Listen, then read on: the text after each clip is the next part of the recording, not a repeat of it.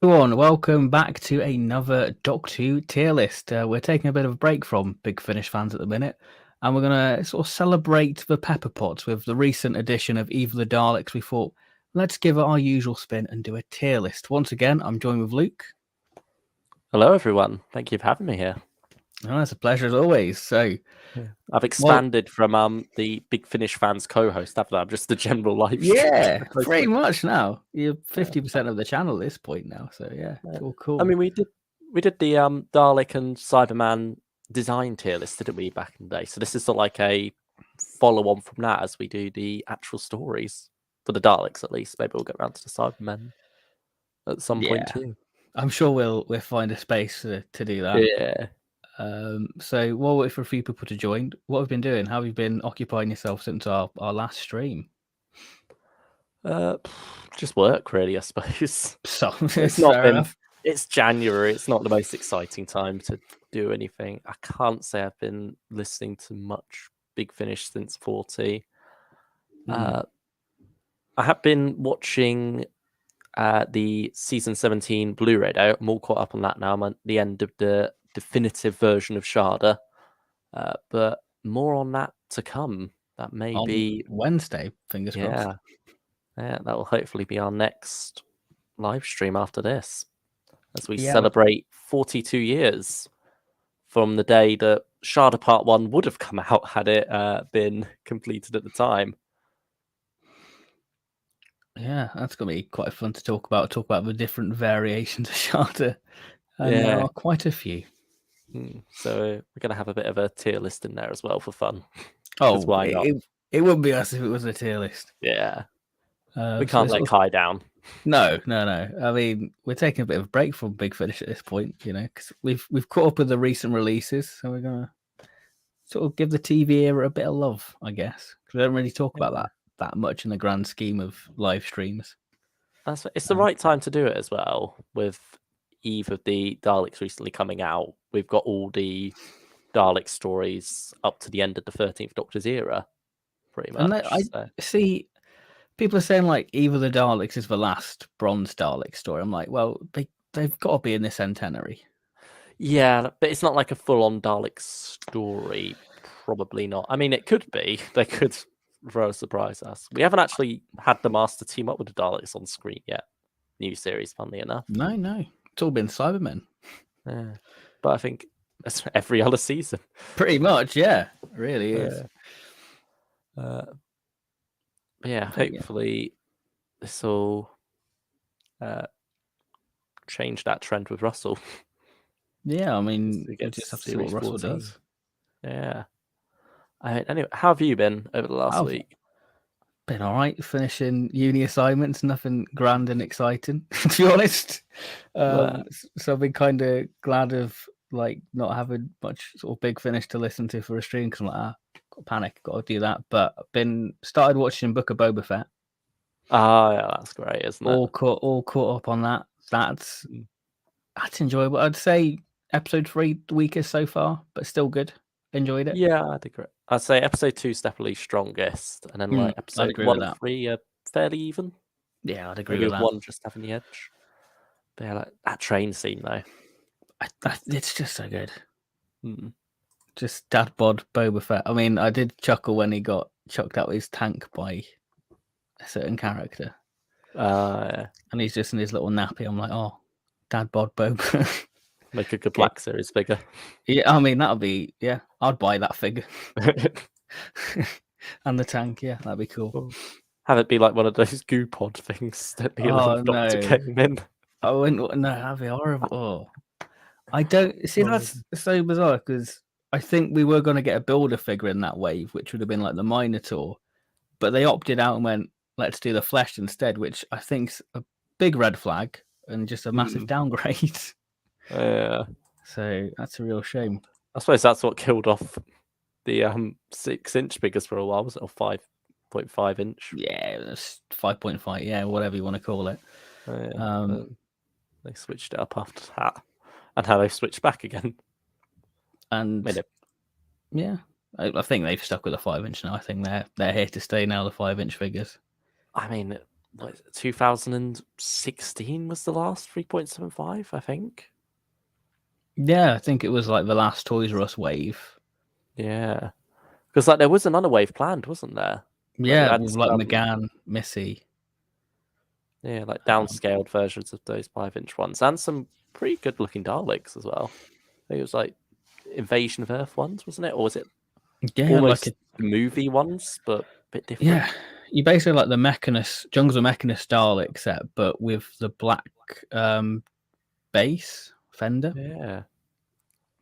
Instead of the blue one. Yeah, strange times looking back. Yeah, it is strange times looking back at it, and now 5-inch figures seem to be excelling in their own right with B&M. Yeah, Toys R Us is coming back. That's a sign. Mm. Nature is healing. Russell's coming back to Doctor Who. So, are we gonna get a big Doctor Who figure display in Toys R Us again? Possibly. Who knows? Yeah. It's the dream, isn't it? It is the dream. That's what we all want. I think that's the thing. Every time when a new Doctor comes along,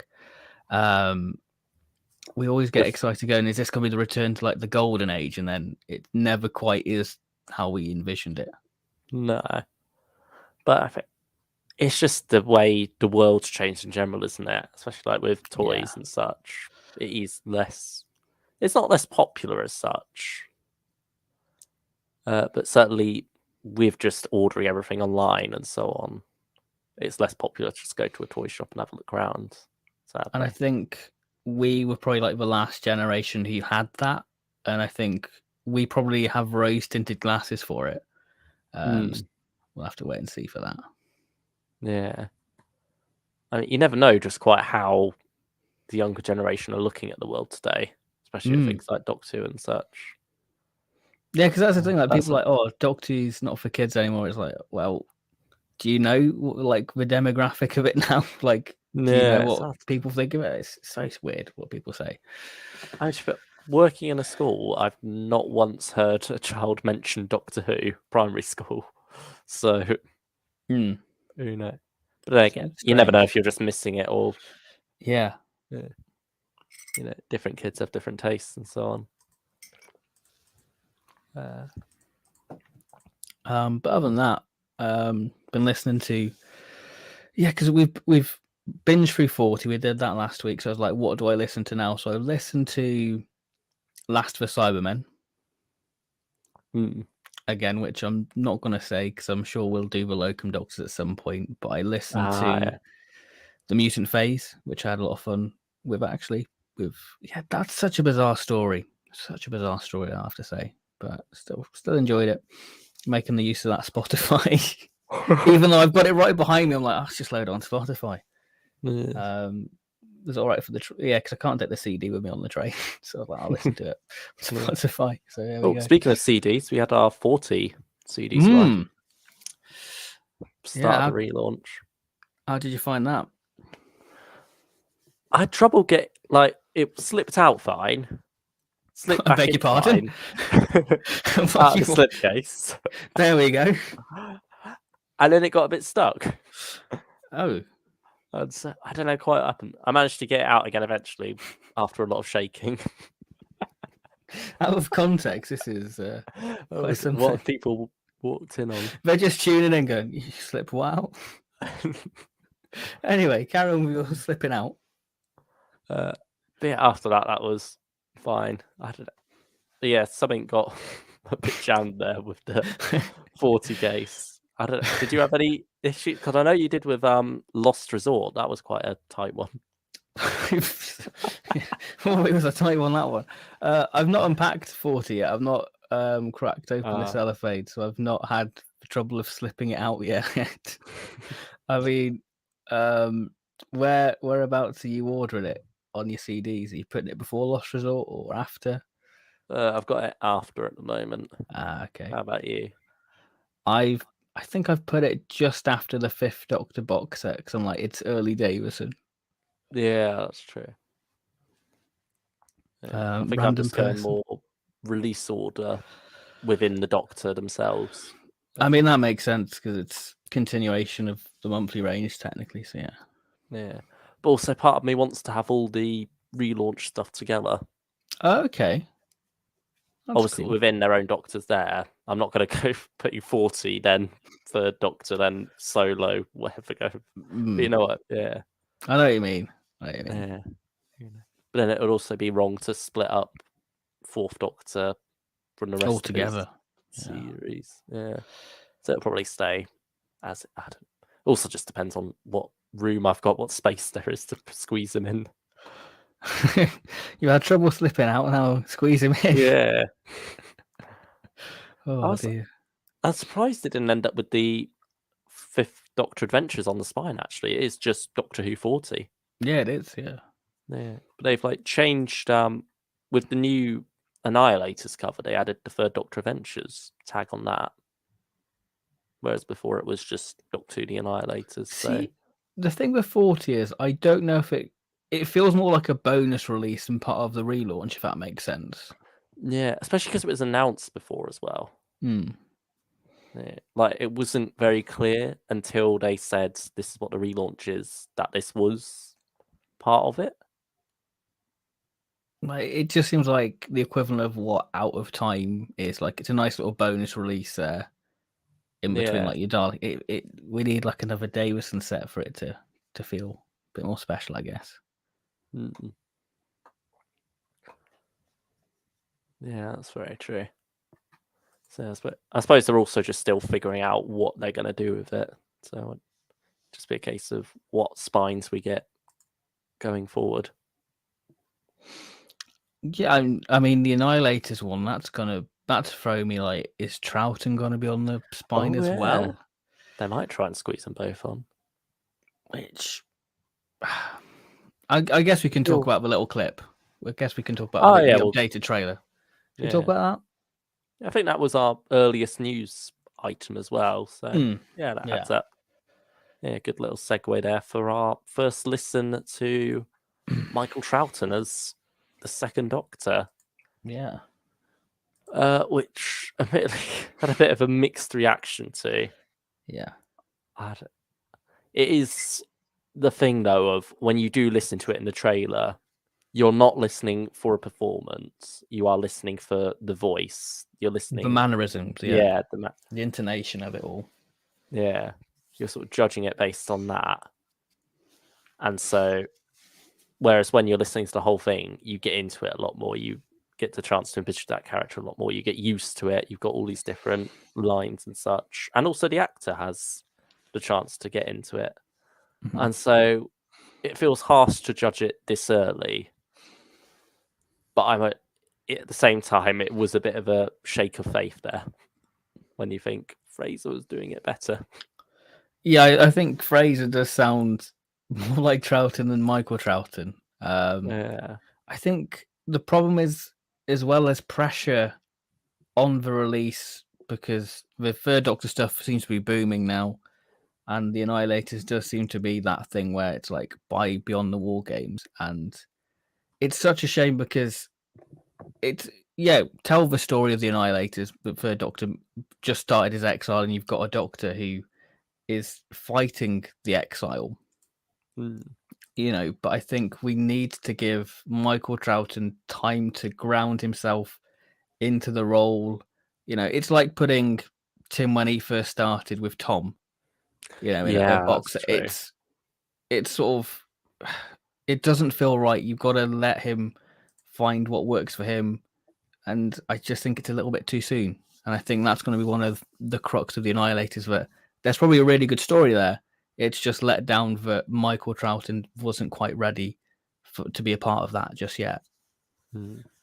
I think it's also, like we said last time, if it was announced like this right from the start, then we'd have been there for it still. But when we were promised authentic season 7-parter with Third Doctor, Brig and Liz, we feel like we've lost that. Yeah. I feel a bit shafted by it. It's like you're given something else that you do still like, but you've lost something else that you're not going to get, unfortunately. I mean, hopefully we do get a proper 7-parter at some point, but I think as well, people have become oversaturated with multi-Doctor stories. I feel like we've with the comics and Big Finish with Out of Time, though Out of Time's great and everything, it just feels like the more you do a multi-Doctor story, the less impact it has. Yeah, and I feel like maybe because we've become sort of desensitized to it, it's not as exciting as it should be. Like you say, we wanted a season 7-part epic, and it doesn't seem to be hitting as well as it should. Yeah, especially given how hyped we were beforehand to now have this replace it instead. It's a shame. But I mean, hopefully once we listen to it and after that's gone, it'll sort of be forgiven a bit more if it's a good one. But yeah, Fingers crossed. Yeah. And then if not, it'll be even more of a sting, really, won't it? That'll be the real stinger. Yeah. A lot of pressure on the Annihilators. But yeah, speaking of multi-Doctor stories, is that a good lean into the next article of news? Yes. We had the cover reveal for Out of Time. I feel like I should load it up. I feel like I'm not prepared for this week. But we're winging this. This is an absolute wing of a live stream, you know. Is this another lead-in? Oh, hey, there you go. Angel Wings. Angel Wings. Hey, see, we're on fine form tonight. They worked quite nicely in there. And if you've got an angel either side as well, just to add to it. Yeah, I'll just screen share now so people can see. I'm sure most have seen it, but yeah, everyone's just in case, it's just a bit of visual reference. Load that on there, and then we'll talk about. Oh, go on. I was just saying hello, Jackson H, Stylish One, Tom Mason, and a random person 3029. I apologize for you tuning in on that very interesting section. I think we know what you're on about there. Hello to all. So yeah, Out of Time 3 cover Wink by Lisa McCullen. I really like this cover. I think it's a nice one. I feel like it's not quite the level of Out of Time 2. I prefer it to Out of Time 2, actually. Oh, really? I think it feels more of the same vein as Out of Time, the first story. It feels to have that sort of look to it, I feel. Yeah. I think it's the same artist as well, but I think Out of Time 2 was a different artist. I think it was Tom Webster, wasn't it, who did the first one? So I feel like it'd be Tom Webster. Looks cool. Or was it Will Brooks? I don't know. I mean, it's Simon Hollab, who did Out of Time 3. He also did all the Dalek universe ones. And yeah, he did Out of Time 1 as well. But did he? Okay. Maybe Tom Webster did do Out of Time 2 then, and that's what it's thrown off. Oh yeah, Tom Webster did Out of Time 2, yeah. Yeah, it's Tom Webster who did Out of Time 2. Because he shared what he used for reference of the Cyberman suit. Yeah. But yeah, I love the angel holding the TARDIS. I think that's great. That's a brilliant visual. And just how the Doctor sort of blended in to the wings. It's what the Death and the Queen cover was trying to go for. But this is a lot better. Yeah, this works very well. Having the vortexes as well, like either side of them, matching the Doctors, that's quite nice. I think that's one thing what I like about the first Out of Time cover, how it sort of blends the time vortexes of both eras together. Yeah, you don't really get... Yeah, there's no attempt at that at all on Out of Time 2. Out of Time 2 is very much its own cover, isn't it? Its own piece of artwork. Yeah. I can't wait to hear the trailer now. It just feels nice to see Tennant on another Big Finish cover. I know we've known about it for nearly 2 years now. Yeah, we would have done.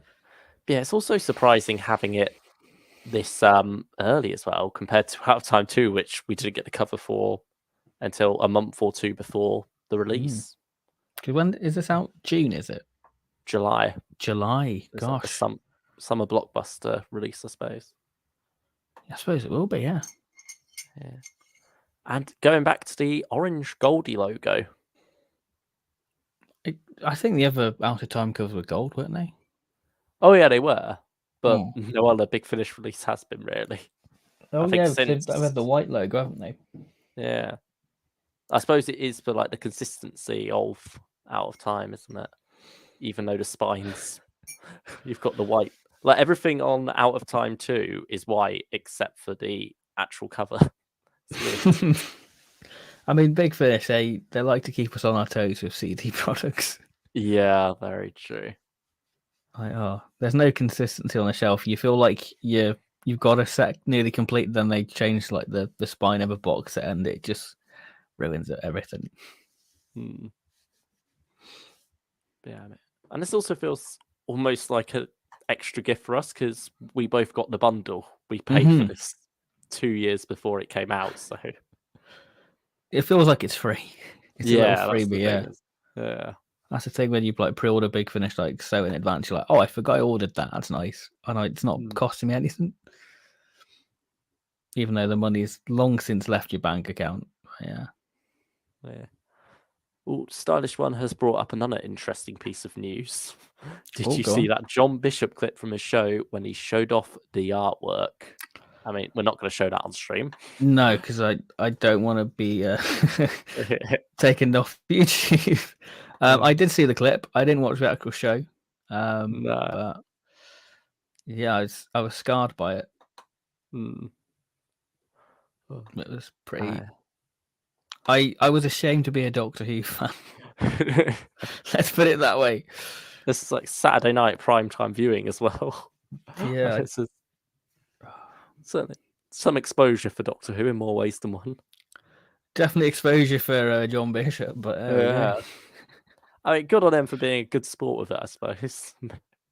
But yeah, I feel bad for the artist because I'm like, either they're gonna be really depressed or like flattered. I don't know. I don't know how I'd feel. I think they have to, because obviously the people who make this art don't do it with the intention of these people seeing. It was something that I think actually the Twitter Doctor Who trending for some reason thought, if you like Doctor Who, you'll like this, and that's what got everyone seeing it. And then from there, some people started tweeting John Bishop it, and so as we know, he did end up seeing it. It's like that video diary did. Like, I've never had any fan art, and then it's like poorly aged moments. You're like, oh no, he regretted that definitely. Yeah, it's a weird year for Doctor Who fans so far. Yeah, and it's only 14 days into the year. What a roller coaster from Sea Devils to John Bishop putting Doctor Who fan art on national TV. Yeah, I do wonder if the artist have got anything out of that. Like, sure, you'd need to get permission to put art like that on. Yeah, I think there's a little credit, isn't there? Like their Twitter handle. Yeah, there might be. But then again, is it down to because they put it publicly on the internet? Do you then still need? It's fair use, maybe. I don't know. Yeah, yeah, I'm not too sure on the legalities of that. But apparently, you're not allowed to make Doctor Who fan art because apparently that's part of like the BBC thing, isn't it? Because like, oh yeah, that's the other. So they own Carvanista and Dan. Yeah. So are they in trouble? Are they in hot water now because of it? I don't know. It's so strange. But is it? I mean, is the likeness in there enough for it? I mean, not to insult the artist, but it's all like more stylized, isn't it? And since Carvanista is more generic dog with clothes, yeah, the fan art doesn't have clothes. yeah. So, I mean, I don't think any legal battles are going to be fought over it, but. I mean, I don't think the BBC want to touch that argument, to be honest. No, I think they'd rather leave it in shame. Yeah. I mean, I feel ashamed being a Doctor Who fan going, God, is that what the general public think of us now? Oh, no. Cyrus One says, the artists seem to be taking it in her stride on Twitter. The BBC always had an inconsistent policy with anything fan-related. They seem to target a few and leave the rest. Who knows with that then? Thank you, Stylish One, for bringing up that interesting topic there for us. Back to Out of Time, Stylish One says, these Out of Time covers just keep getting better and better with each release. Shame, but that's the last one. Unless they carry on. Yeah. Says, so we have out of time free cover, but no cover for January's Torchwood audio. At this point, they should just release it with no cast cover or details, make it a mysterious release. That'd be an interesting move, wouldn't it? That'd be quite cool. I wouldn't be against it. I'd be intrigued by it. Yeah. I certainly feel like when we get the news, it'll be out the next week. I mean, especially at this point, we've only got 2 weeks left of January soon. Well, didn't Nick Briggs say on like the podcast that thanks James Goss for keeping Torchwood afloat? You know why? And I think it was like alluding to Barrowman. Oh, right. But they probably had Barrowman stories planned, but James Goss probably had to go, crikey, I've got to basically write a whole year of Torchwood because of the Barrowman situation. Yeah, that would make sense. I mean, he's come out again and said something just to dig himself even further into it. Yeah, that he was dumped. Yeah, by the BBC. Just not admitting his own faults in the situation whatsoever, but yeah, won't go too into that. No, he's just playing the victim card when, quite frankly, it's all him. Yeah, quite literally all of him. Yeah, but I mean, with some back to January's release of Torchwood, with some like TV series and such, you don't find out what's coming in the episode until the like week before the release when you get the next time trailer or something, or say Book of Boba Fett. You know very little about that until the day it's dropped. So I think maybe it'll be an interesting strategy with this one because we've had quite a few like the Empire of Shadows and the 5 people who kill in Middlesbrough, where when they were announced, we were quite into it. We're like, oh, that seems pretty cool. And then a couple of months later, by the time it rolls around and it's out, we've sort of got over that initial phase of joy over it, and we just sort of let it come out and don't get it. Yeah. So maybe that's been happening with a lot of people. They see the initial interest there, but that's not shown in the sales. So they're trying a different strategy so that initial interest in the announcement is carried directly over to the sales because it'll be out not long after. Yeah. And I think as well, Big Finish don't have set release dates, so it could drop any time between now and the end of January, like you say. There's no set pattern. It's not like you can guarantee this day Torchwood will drop or whatever releases are scheduled that month, really. Yeah. I mean, there's some patterns you can point out, but they're not hard and fast rules. With the main range, you could. Like, second week of the month, you'd get your main range. Yeah, but even then, not always. But yeah.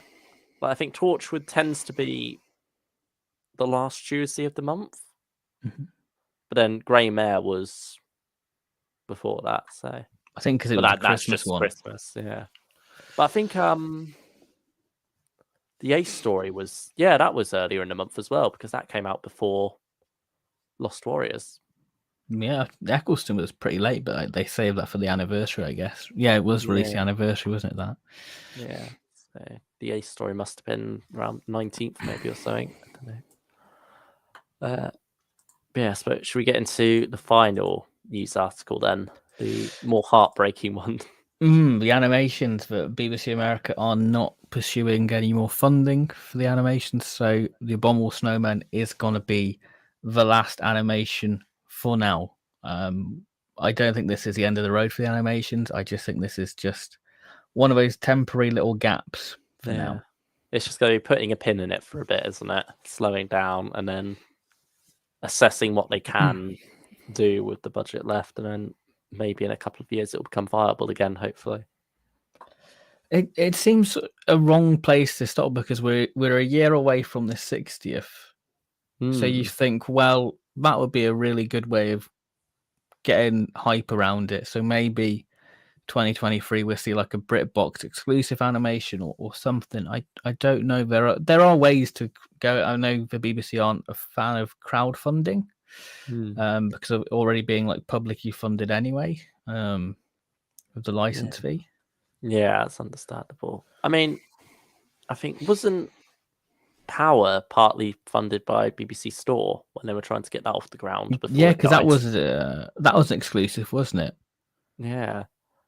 So because they did that Dad's Army animated episode first before diving into a full 6-parter with Power.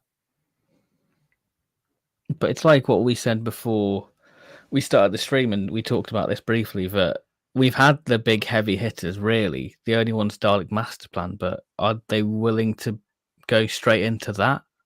Yeah, you think that's one, especially if you've got the funding stopping and you might have to be looking at different methods of animating. That's something you'd want to go into after you've had a good amount of experience with smaller projects.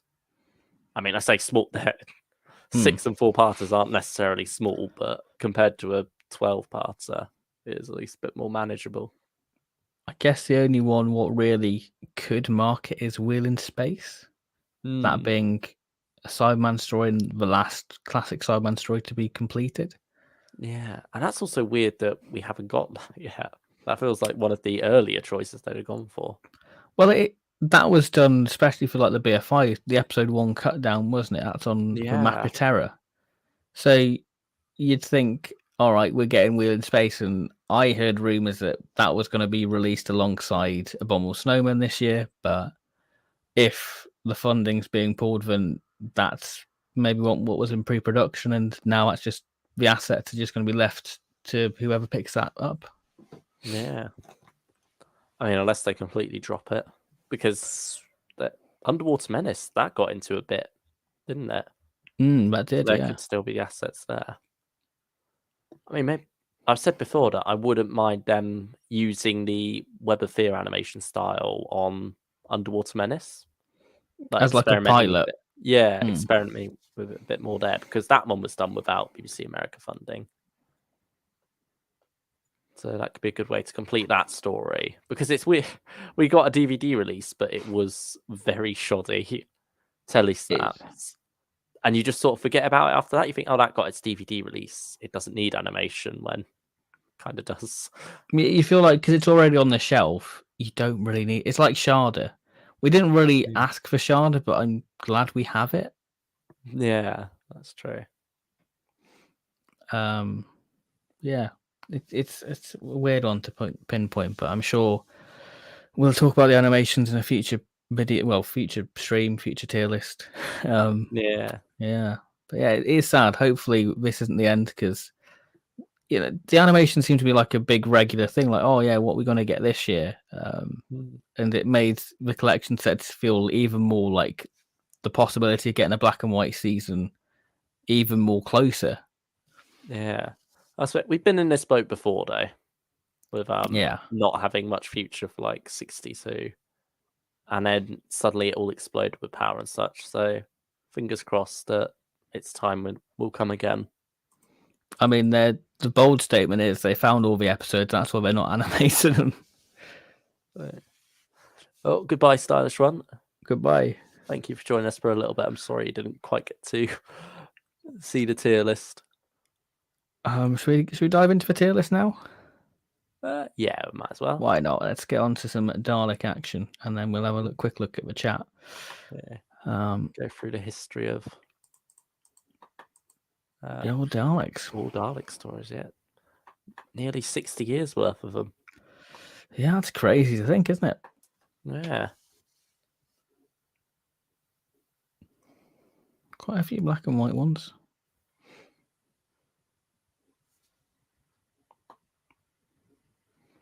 Are you ready to do your classic little intro? Yeah, I've been a bit lazy with this one, to be honest. I went for the Yeah, that's fine. We got the Supreme story at the top.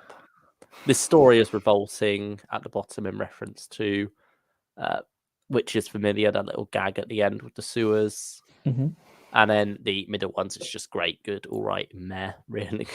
Yeah. So it's a bit old school. Like, we had this with some of our earlier tier lists before I got a bit more creative with the puns.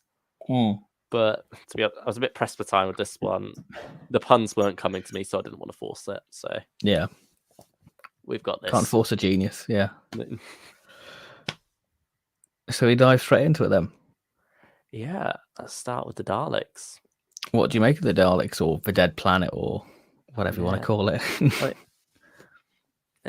Just one thing before that, actually. I'm intrigued as to how we're going to go with this, like, opinions-wise, because I feel like we might have a bit more variety with some of these. Like, we haven't spoken at length about our opinions on all of these, so... No. I mean, it certainly is a long one, the Daleks, but I love it. Like, I think no story has quite captured that same paranoia of this race trapped in a machine, living out their existence like this story has. Like those scenes of the Daleks going mad after getting the drug. Brilliant stuff. All the early stuff in the corridors, the music of this one, so evocative, so brilliant. And the model shot of the city as well. Really I think good. it's all just, it's a very cozy 60s watch with some good bits of horror and very strong, scary ideas in some ways as well. I think, certainly it's got its flaws, but I feel like maybe nostalgia blinds me a bit, having watched this when I was younger, and I just get a kick out of it anyway. How about you? I feel like I lean more towards the Cushing film than the Ah, actual Daleks. 'Cause I think I saw the Cushing film before I saw the Daleks itself. But yeah, I think that it's all right. I think it's good. I don't think it. I don't think I like it as much as you. I think there's maybe 2 episodes of padding. I think it probably would have worked better as like a 4, 4, 5, 6 parter. mm. I feel like But it then has it's a got bit of like an padding. awkwardly rushed ending. Yeah.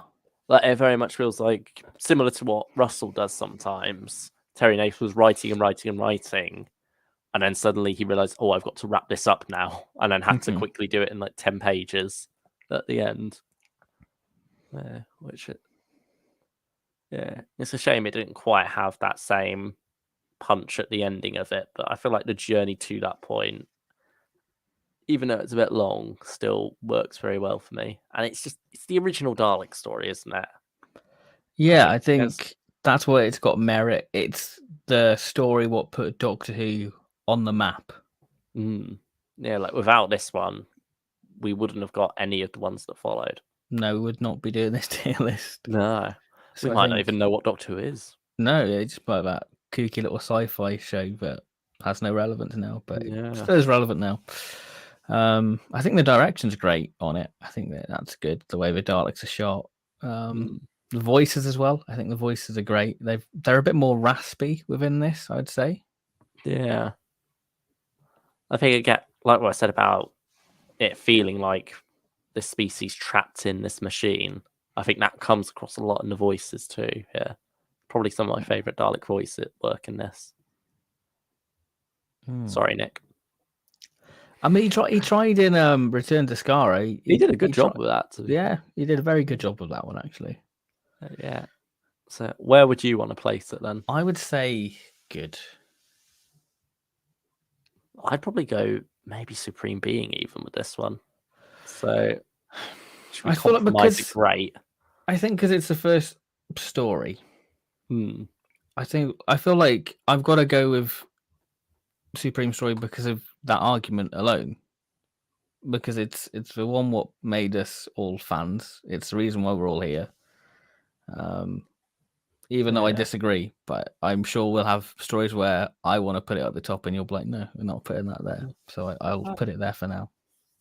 I would say great is fair, to be honest. I'll keep it there. I feel like it's sacrilege. I don't want to get burnt. I don't want to get burnt.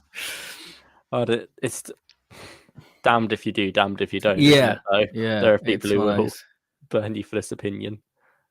Probably it's one of those ones where it's early in the DVD range, so like the picture quality isn't that great. So I look forward to seeing the cleanup on it.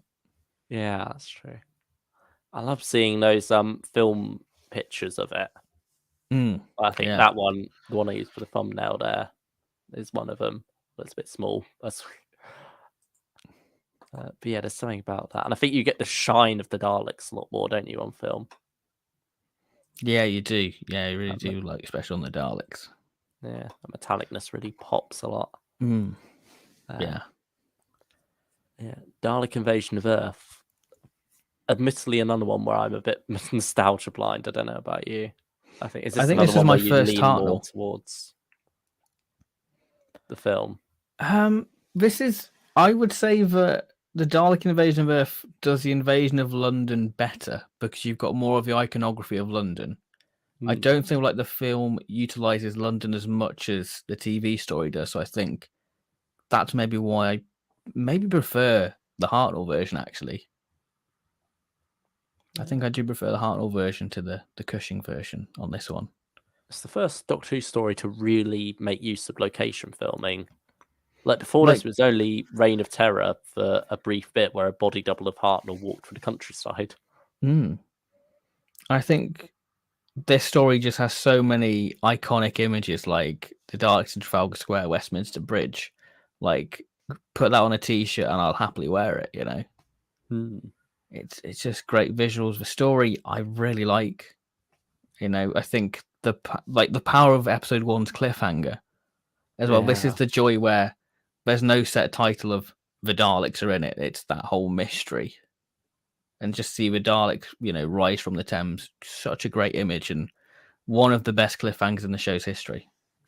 Yeah, I think perfect choice as well for the second story to bring them to Earth. Like, it had them as this far-off enemy, this Nazi analogy, and then suddenly for their second one, where you've got people hooked on Dalek mania, you bring the Daleks to them. You set in this world that, even though it's meant to be 200 years into the future, you don't quite get that in this story. I think that's one of the things where it is slightly weaker.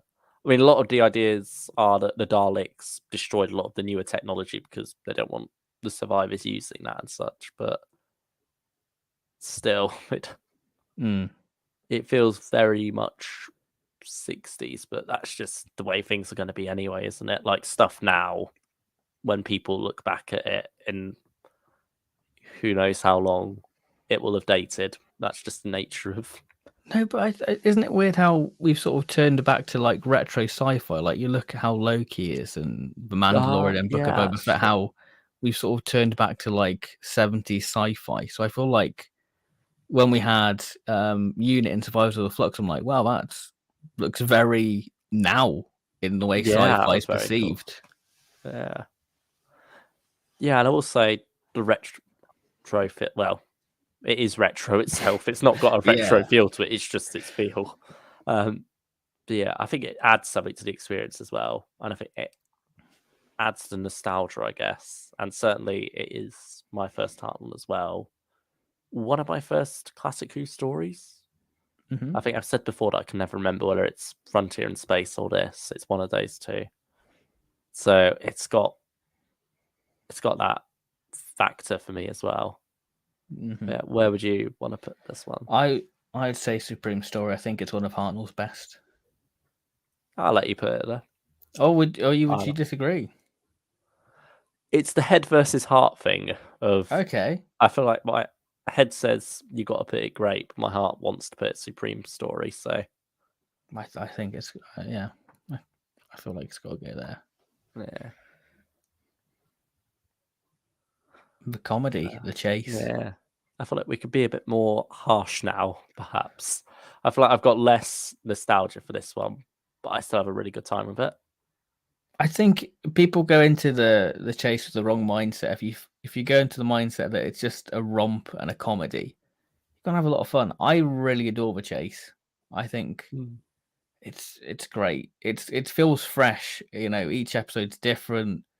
There's, you know, it does something different. It pushes the show because I think the 60s, you know, in Dalek Master Plan as well, it shows the sheer boldness of 60s Doctor. I think 60s Who is the most ambitious the show's ever been. And I think that the chase sort of personifies that and Dalek's Master Plan. Yeah, and I think also it's the factor that it is completely different again from Daleks and Dalek Invasion of Earth. It takes it off in a different direction. And I think, you know, just to keep the Daleks themselves fresh, and I suppose this is height of Dalek mania, really, isn't it? Yeah, 65, yeah. Yeah. And you got the Mechanoids introduced as well, who are still like popping up in Big Finish a lot. They're not quite as mainstream, they're more of the Doctor Who niche, but we still love them. I will say I'm not a fan of episode 2. That's for me like the weaker of the 6. That's the one I'm like, oh, not too keen on. I'd probably say 3 or 4, mate. maybe, I think 4 is the one I'm less keen on. But yeah, 2 maybe drags a bit as well. But I like the ending where it's the jumper over the gap and the Dalek fall. Oh, you got like the whole thing on the Mary Celeste. You know, it's quite dark, but you've got a woman and their baby just jumping the ship like they died. Yeah. You know, and the whole sort of Frankenstein now like horror house. Love that with like Dracula, like, don't go. Yeah, that's kind of quite creepy, but I love it. You know, Yeah, that's quite weird. especially when you got the exterminate effect of like the sort of woman robot in there. Oh, That's she's just really, laughing, isn't she? yeah, that's really horrific and like, oh, gives me the heebie-jeebies just thinking about it. I'd say good for this one, maybe. Or do you want to go great? I want to say great. I have a lot of fun with it. You know, No. I think it's one of those stories you can just sit back and relax and just have a good time. You know, Go for it then. okay. I think it's your channel. You're the one who's going to get Yeah, crucified. true. I mean, if you were in control of a tier list, and you have all say. Dark Master Plan. Yeah. Oh, go on. Oh, Greg Links has just popped up. Hi, Greg. Hello, why Greg. didn't you tell me you were streaming? So disappointed. And he's never seen The Chase, actually. It's worth a look in. It's worth a watch. If you think that it's going to be this serious Hartnell Dalek story, you're not going to get it. It's a nice little comedy. Like episode 1's really good. I love episode 1 with like the space-time visualizer. Like the whole setup for the story is great. I love it. Yeah, I think that's a great cliffhanger as well, isn't it? The episode 1. I think there's lots of great jokes in there actually as well. I think that's an underrated factor of it. And like Vidal coming out of the sand and coughing, you're like, genius. Wow. I think one of my favorites is early on where the time space visualizer is making the weird noise. And Barbara's just like, what's that horrible noise? And the doctor says, horrible noise? That's no way to talk about my singing. As he's just having the hum lying there sunbathing. And it gave us that famous gif of Ian just like dancing. So it's yeah. worth it for that alone, I'd say. Yeah. Yeah, part 1 of this one really is just a blast. It's just the main 4 chilling while the Daleks coming after them and they don't know a thing. I think that's why episode 2 feels like an absolute stinker compared to that. Because I think most episode 1 of Hartnell stories are absolute bangers, like Sense8, episode 1, so good. It's like the Curse of the Hartnells. I wouldn't like Space Museum as well. Episode 1 of Space Museum, that's so good. One. That's like so out there and so high concept, and then the rest of it's just rather run around basic with like a little twist in there. But yeah, I mean that one's kind of Dalek story. You got Hartnell popping out of the lid. Yeah, that is true. I should have put it on the tier list. And then you actually get the Dalek at the end as well, but yeah, lead into the next one. See, it's like they're not hiding that the Daleks are in this one, and so you've got that dramatic irony to add to the comedy, don't you? Where the main characters are just having a blast, but you know the Daleks are on their way. I think that's where the comedy lies because the Daleks are so straight in what they want to achieve, and like you've got Morton Dill like taking the mix, so it's so great. I think that's what Chibnall tried to do with Eve the Daleks. Just played it. Not as bad as The Chase, but I think like he tried to mimic that in a way. Yeah. I mean, I suppose if you want an explanation as to why the Chase Daleks maybe are a bit less competent, like you've got the one who struggles to read off the screen, don't you? Yeah. He's just like 4.79. You could maybe say this is an experimental Dalek time machine. They flew off in it and it messed with their minds. Fried them like Dalek Khan.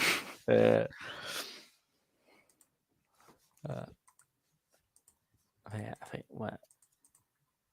Here we go. Brian Smith. Hello, Brian. Hello. I'm ancient enough to remember the genesis of the Daleks' original transmission in 1975. I'm 53.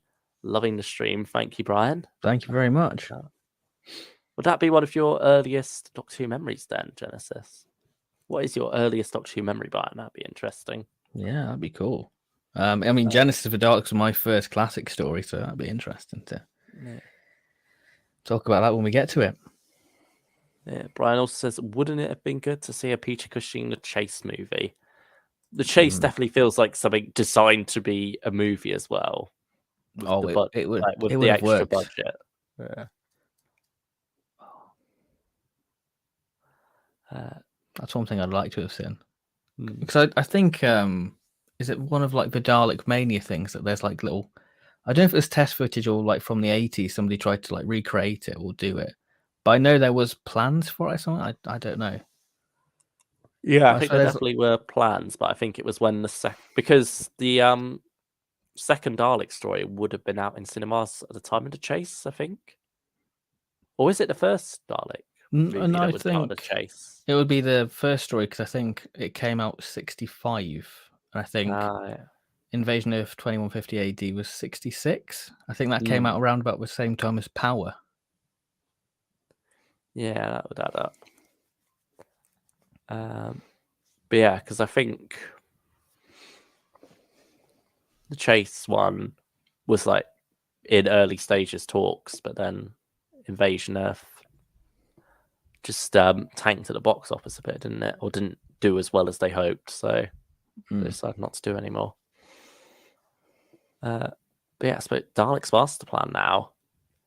One where, from what I've seen of it, it's less affected by the budget. Yeah. Like it seems to make use of the budget quite well. But I think that's to be down honest, to Dougie Camfield's direction. he's a great director, isn't he? Yeah. But to be honest, I've not seen this one in full or I have listened to Power. this, experienced this one in full. So this one's all yours, really. I've just seen the surviving episodes, clips, and I think I did watch the recon of episode 1, but I've not got enough to really say anything more other than I like what I've seen. You know, Dalek Master Plan is described as the mother of all Hartnells, and rightly so. It does everything what the chase does, but on a more serious tone. Marvick Chen, such a great villain, played by Kevin Stoney, who it's just marvelous actor, great as Tobias Vaughan. Just the whole scope of the story is great. Yeah, Feast of Stephen is the clunker, and the episode 12 is just some of the best Doctor Who. Like that's an episode you really wish existed.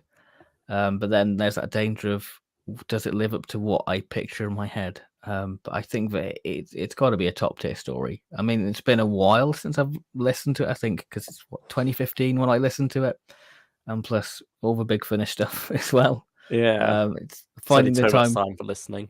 Finding time to go back on it. But I had a lot of fun listening to it, and I think that it deserves the reputation it has. It's a real joy. The direction by Douglas Camfield, with the sun sort of beaming onto like the Dalek dome, is great. The surprise of the monk being in it. I always forget that he's part of Dalek's master plan. Yeah, it's just a lot of fun. And quite bleak. First Doctor Who companion death, you could say. Or two, yeah. It is a really, really good one. So I think that it has to be top tier just because of the sheer scope of it. And like I say, 60s Who at its most ambitious, really.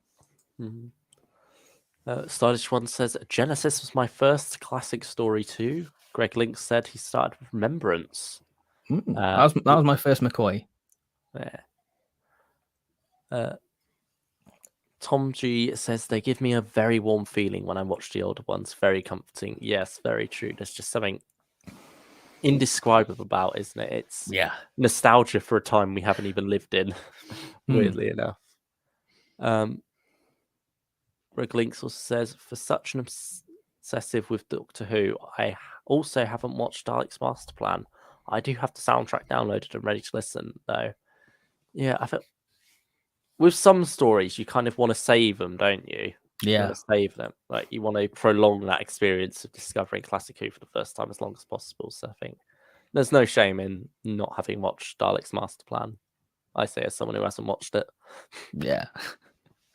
But then you don't want that sort of the myth and legend of it to be ruined when you experience it again. Oh, it's not quite as good as what other people say it is, Yeah. There's Is that a good lead-in? Yeah. That's a good lead-in. Yeah. I'll be honest, I'm not the biggest fan of Power. Do you think that's down to the animation or the actual story itself? That is the thing, isn't it? It's hard to tell. I've given it a couple of tries. and certainly the animation holds it back. Certainly the newer version improved it though. But even then, I don't think the story's that amazing. I feel like it's one of those things where it's been hyped up for so long that by the time I finally got around to it, I did just struggle really. How about you? Did you listen to it first as well? So Yeah, I listened to the soundtrack first, so I had, quite high expectations. I'm like, oh, this is great. The Daleks at their most devious and sly. I liked how they're portrayed. Peter Hawkins. I think this is when Peter Hawkins really does excel when he gets to the Troughton Daleks. I think the voices. I think maybe the Troughton Dalek voices are the best the Dalek voices have ever been. I would say. That's fair. Yeah, I think when I got to animation, and the animation does take away a lot from the story for me. Because I think when I first listened to it, was like a 9 out of 10. The animation came, and I was like, it's like 7 or an 8 out of 10. Like it's amazing how just little things can throw you off a story and take you out of it. Really. Yeah. Especially, it feels like it's got such an atmosphere, though.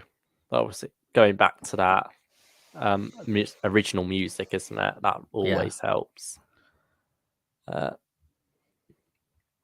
I don't know. I'd probably say all right or good for this one. I think I'd probably say good as well. Troughton, though it's his first story, it's interesting to see him try and find his way through it. Like he's not really. I'm trying to think how to. He's not quite there.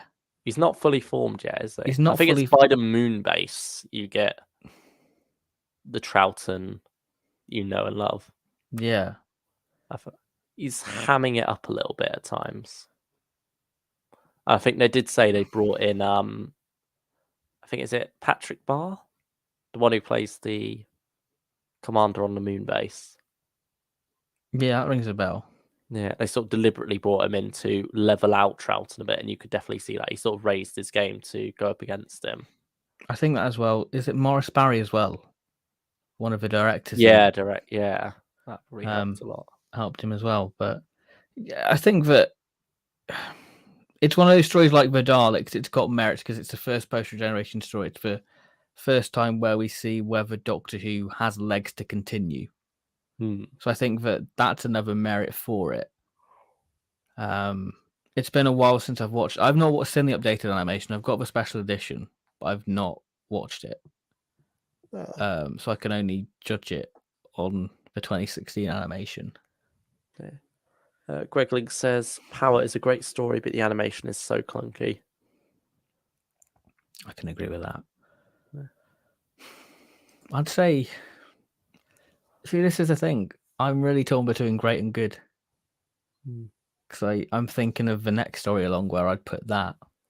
Yeah, I wonder where our opinions will go with that one. Do we want to maybe leave Power for a bit and then go back to it after we discussed Evil? Yeah, I think that's a good way to do it because then that gives us a bit more of a discussion. So what do you make of Evil, since this is the first time you've experienced a story? I think it's overhyped rubbish. Wow. Okay. It is a lot of padding and not much going on. Mm-hmm. A lot of nonsensical stuff towards the middle. It feels like, from the reputation, it feels like it should be something more serious. But it feels as if it's a comedy being played seriously. Like, you've got that whole scene where what's the professor's name? Oh, Maxtable. Yeah, Maxtable. I think he's not a professor technically, is he? But yeah, he sort of like goes off into a dark corridor, but sent by the Dalek, and then they send Victoria along after him, and he jumps to make her laugh, make her shout or scream. Yeah. Which is just the most nonsensical Dalek plan ever, to get the Doctor and Jamie to come when they're already coming. It's just moments like that that just frustrate me throughout. You've got like a superfluous character. Who is it? Like the bloke in like the red jacket. He's in like the stables and he kidnaps Jamie, and he's like the Dalek agent. Oh yeah, not Yeah, I know who you mean. I can't remember his Yeah, like, that's character name. random. Yeah, Like that and he's plot like thread with asking him for money. Yeah, goes nowhere. no, exactly. Oh, him I and Molly sort of like leave, don't they? Or is yeah it Molly, Maxwell's daughter? yeah.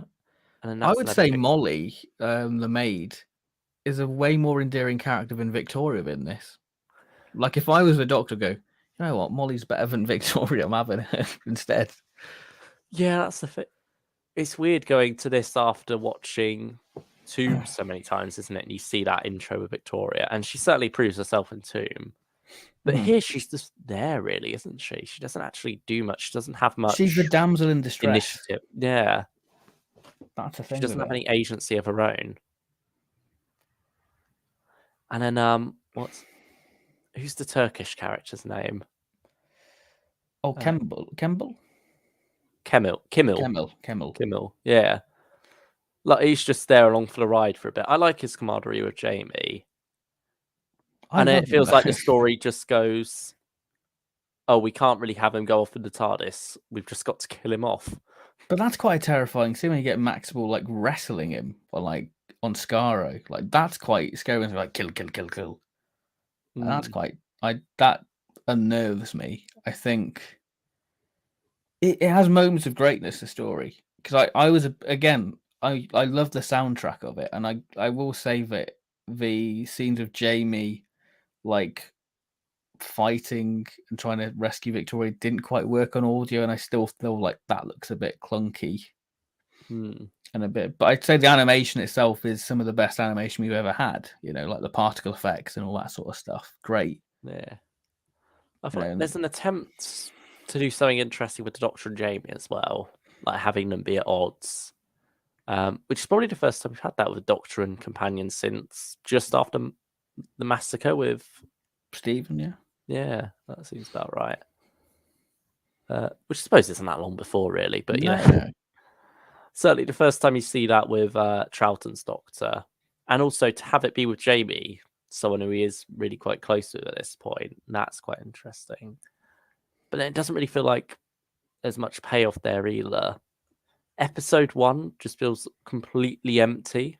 Yeah, I can agree Like, with I that. think having had episode 2 for so long, you feel like you could easily jump into the story at that point and you haven't missed anything whatsoever. Like there's lots of weird plot conveniences in episode 1 as well that just happen for no reason. Mm-hmm. Yeah. I think, yeah, it's just, I feel like this is one where I can say my opinion isn't coloured by the animation of it. Yeah. I feel like it is just my least favourite 60s Dalek story. Damn. So, in terms Have a of check the chat. Am ranking, I being ripped here? I feel like you could be ripped a new one at this point. Yeah. But Oh, here we go. go on. Greg has said, I honestly didn't like Evil too much. I think it's overhyped. Yes, Greg, here we go. Me and Luca just linked, Greg says. So, yeah. I'd see. I like the stuff with the Emperor. Like I like the way that's done. That's all good. Hmm. But like you say, there's so many like superfluous things that go on. You like it leads to nowhere. There's characters who don't really need to be there. It feels like it's a first draft. Mm-hmm. You feel like you've got enough elements there that it should all work. It's just nothing ends up working. But a few little moments. Yeah. It's such a bizarre imagery of like the Daleks just coming through that little cabinet, just like going, "Oi, what's going on? Get back, do your stuff." I think I do quite love the imagery of the Daleks in the Victorian house, though. I think That looks nice. Yeah. Yeah. Especially in like the making of documentary, that looks quite nice to see the actual props trundling along. And also Dalek Civil War at the end as well. It's iconic, but Dizzy Daleks is another thing you got to mention. That's a lot of fun. Yeah, I have no problem with that. Yeah, it's fleeting moments though at the end of it. but where would you want to put it? I would say good. Because for me, I feel like I prefer power over evil. Yeah, I prefer power. I think that is one where I can admit I feel more like the animation colours my opinion. Mm-hmm. So should we maybe go good for power and all right for evil? Yeah, let's be controversial. I mean, Greg's on our side. I mean, I enjoyed evil. I did enjoy evil. Maybe because I had tonsillitis and I had nothing else to do, so maybe that's why I enjoyed it. Because it took my mind off that. But I don't feel like I can put them both together No. on the same line. So I feel like it has to go there. Yeah. I mean, back to greatness now, though. We've taken a 5-year break. The Daleks are back and in colour with the magnificent John Pertwee in Day of the Daleks. 50 years old now as well, scarily. Another celebration. Another reason to do this Yeah. tier list. Yeah. There we go. The more I watch this one, the more I think it's my favourite Pertwee Dalek story. Ooh, really? I see. For me, my favorite Dalek story is Planet, but the more maybe because it's like the B&M sets as well. Maybe I'm being coloured by that as well at the moment. But there's something about Day of the Daleks what I just love. It's doing Terminator.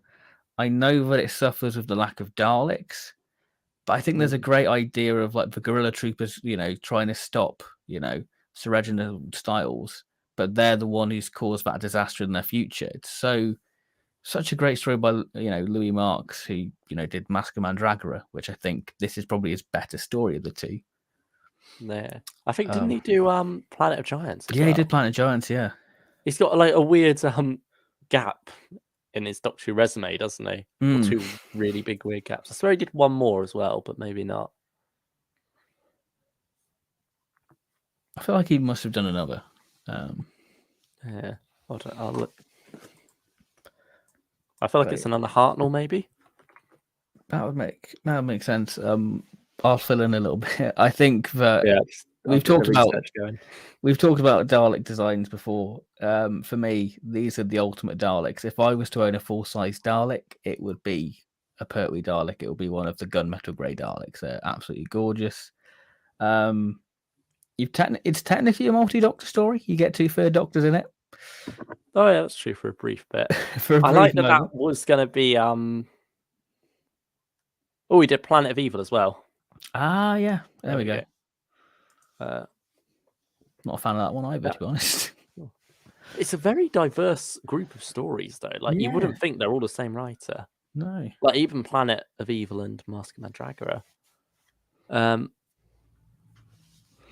it's funny with that scene with the Third Doctor and Joe, how that was meant to be the ending, like tied up at the end of the story, where the final scene would have been them messing around with the console and then suddenly thrown back to where it all started, and then you get that loop. But it works fine without that explanation.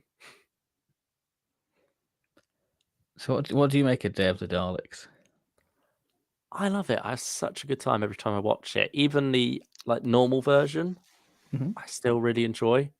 I think special edition's great too. I think they both work on different levels. I think the special edition's my preferred way of watching it. Yeah, I'd probably say special edition has the edge. But there's something going back and watching that authentic feel of it. And it's got a bit more of an industrial nature to it, very, very Pertwee in that sense. And so, I mean, it does lack Daleks when I think about it, but I don't feel it when I watch it. I don't feel like I'm missing out on them. So I'd say it's either great or supreme story. I think for me, I've got such nostalgia for the Pertwee Dalek stories because these were the stories I really wanted to see as a kid, because on the Genesis for Daleks DVD, there was a documentary called The Dalek Tapes, and it basically documented all the TV Dalek stories up until that point, like the classic series ones. And the Pertwee Dalek stories were way off the DVD range. So for me, these stories were always like the mythical ones. And they're the Daleks. 2012 we got Day of the Daleks and Day of the Daleks was 2011. Then Death was 2012. Yeah, and I think Um, Planet was 8? Yeah, 8 or 9. 9, I Nine. think. It was 9. Yeah. So for me, I think I've got that weight behind me, and I think I always feel transported back to like the first time when I watched them when I see them again. So I'm like, oh, I get the same buzz because I'm like, they're good. Yeah.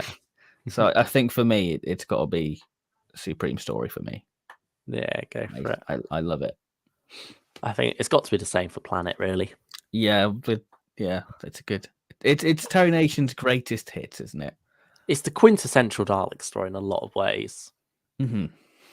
It takes, like you say, greatest hits, takes a lot of elements from the Daleks. And I think some people use that as a way to detract from it, but you got to remember back then, this is 10 years. 10 years on. It's not been repeated at all. Repeats just aren't a thing.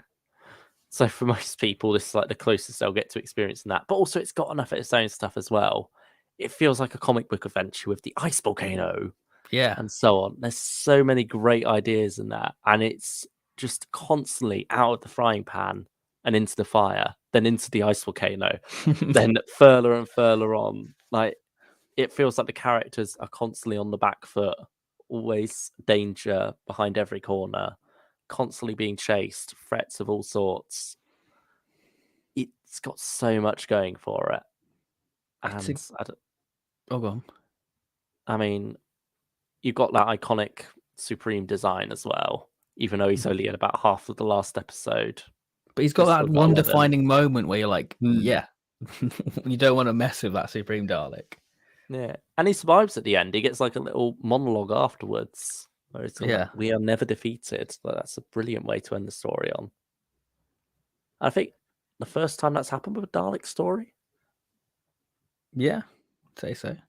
Yeah, like the Daleks are normally almost utterly wiped out. I suppose Power, you sort of get that hint at the end with the mutant. They made it out.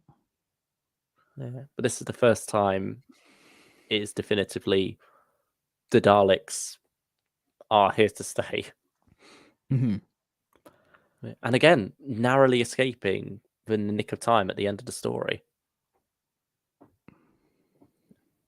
I think as well, it's an interesting placement in the season because obviously the Green Death follows this. This shows how independent Joe is in episode 1. And you sort of get like the entire first half of the story on her own. Yeah. And you get the whole sort of love interest of one of the files, and we get that love interest again in the Green Death, and we're sort of close to losing her there, but no, she's not gonna commit to that. She wants to go back to Earth, and then she gets Cliff Jones. Yeah. The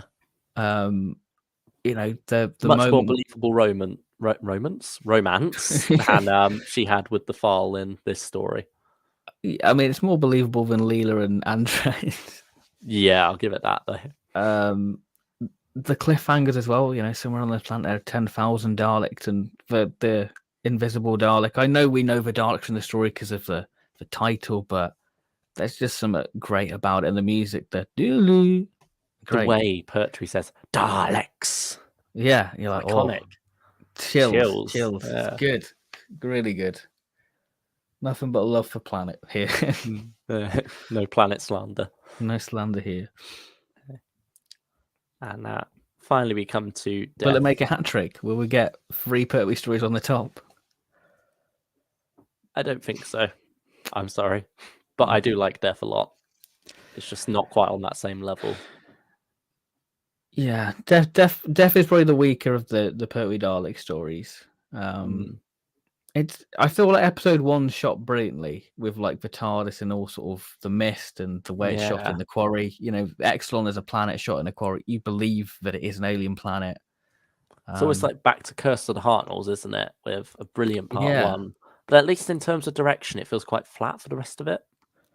Which is a bit shocking because it's Michael E. Bryant, isn't it? And he did like Sea Devils and, I think he did like Green Death and that. Yeah. I do like the progression from Conspiracy in Space here. Not Conspiracy, that's the Big Finish. Colony in Space. There's so many in space.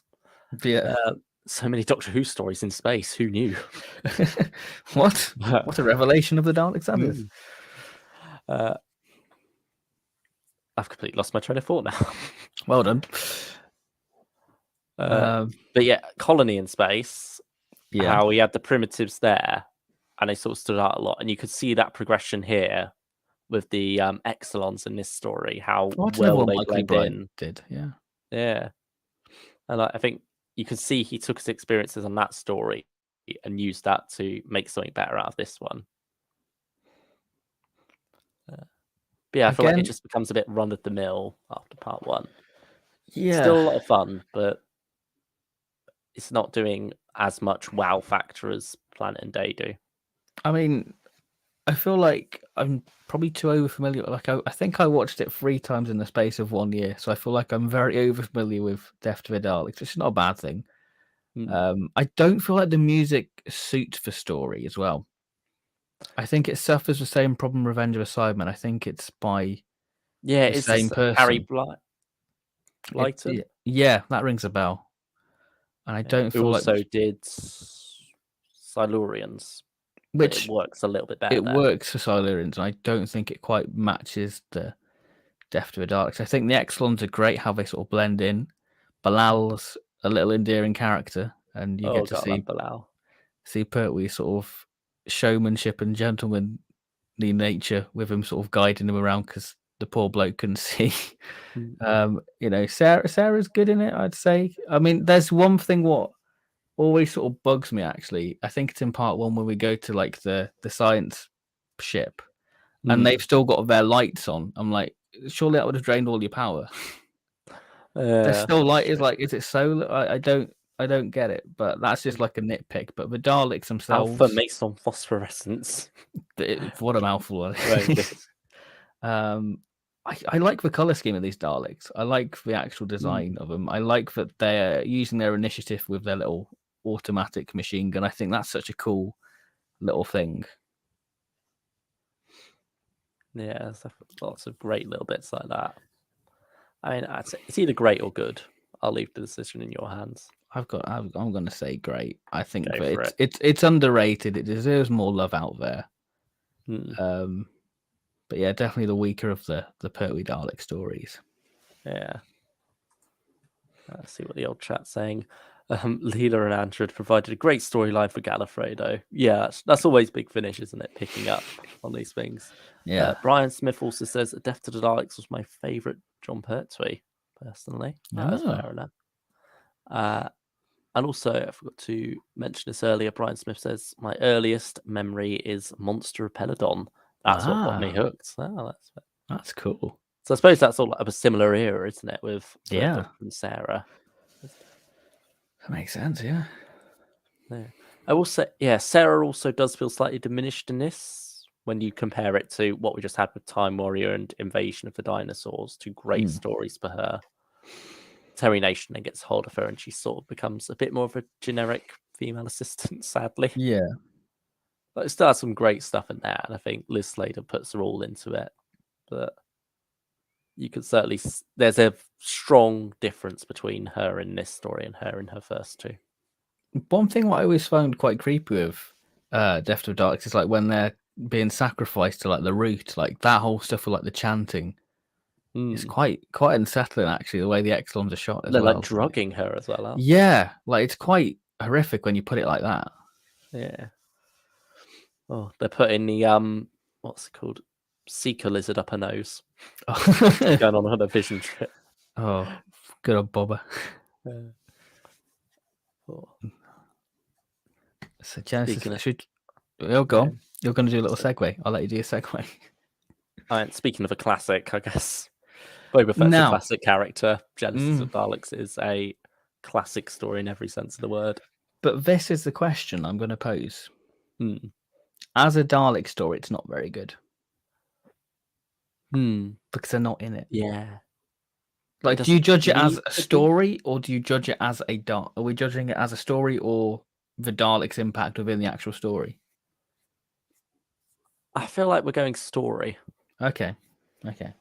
I mean, one of your critiques of Day was that the Daleks are hardly in it, but you've still put them at the top. So That's because they only had like 3 props. All right, that's what I mean. feel like Day is one that could work. I mean, it was originally intended without the Daleks as well, and it is one where you can swap the Daleks out, and it wouldn't change much.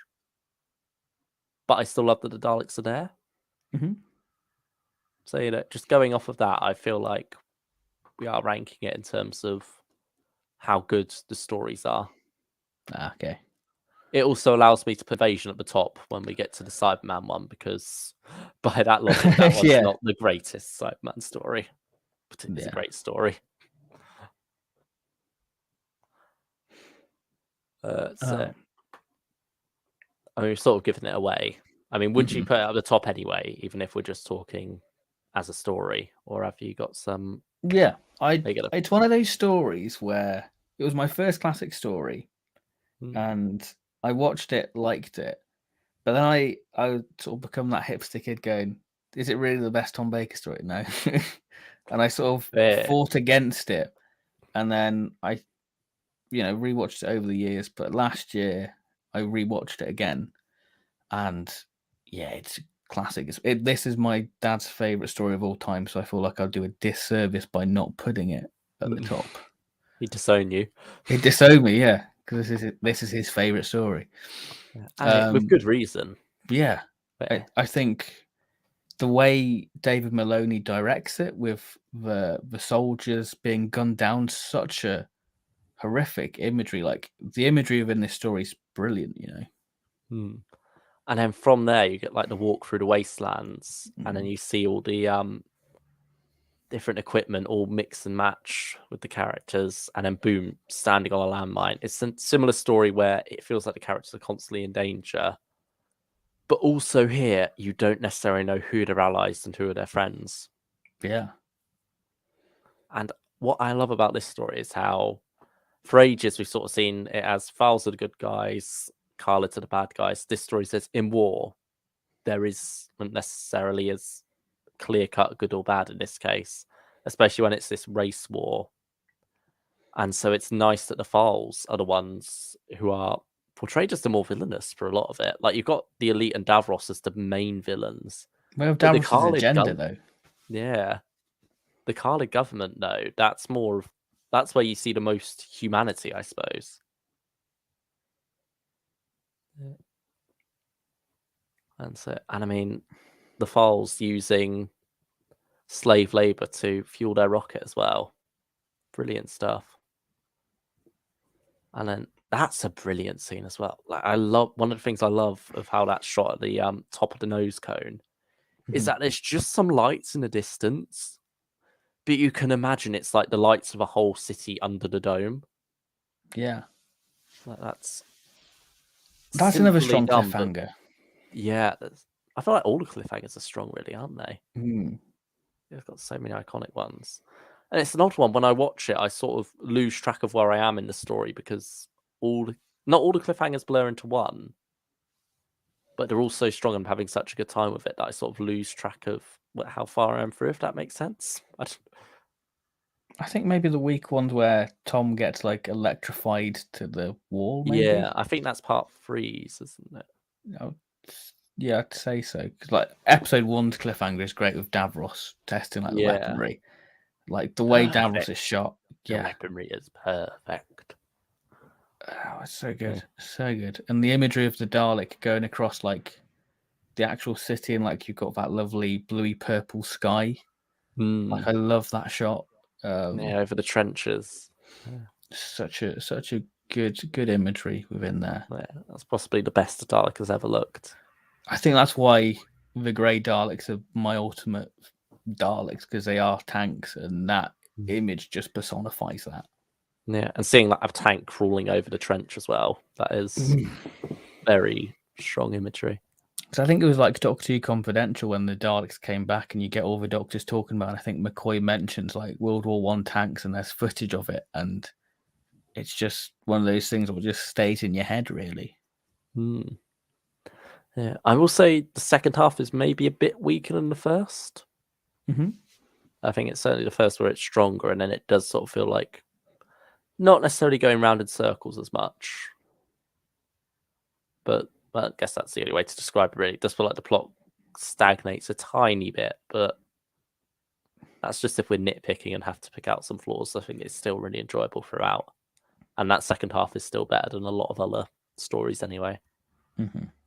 So, We've not spoke about Davros as well. Brilliant performance from Michael Wisher. Yeah, really good.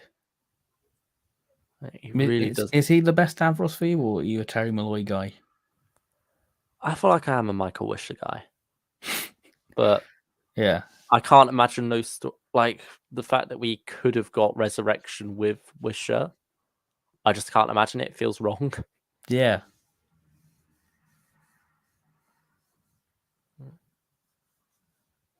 I think he gets like the simmering anger, doesn't he? And then It's it the occasionally stillness. rises to the. Yeah, he is. It's that stillness, which is really so, creepy. Yeah. And then like very slow movements. It's very methodical. It's not a breath is wasted in his life. Everything has a purpose. I think that's brilliant. You know, I think the story, kickstarts for Time War. It's that big, bold story. What kickstarts the whole Sets the wheels in motion, doesn't it? Yeah, I suppose.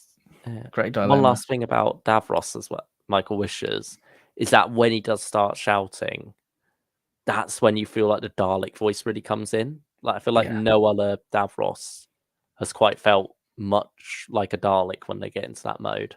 I think maybe because he voiced, maybe that's why he was gassed, because he did Death to the Daleks.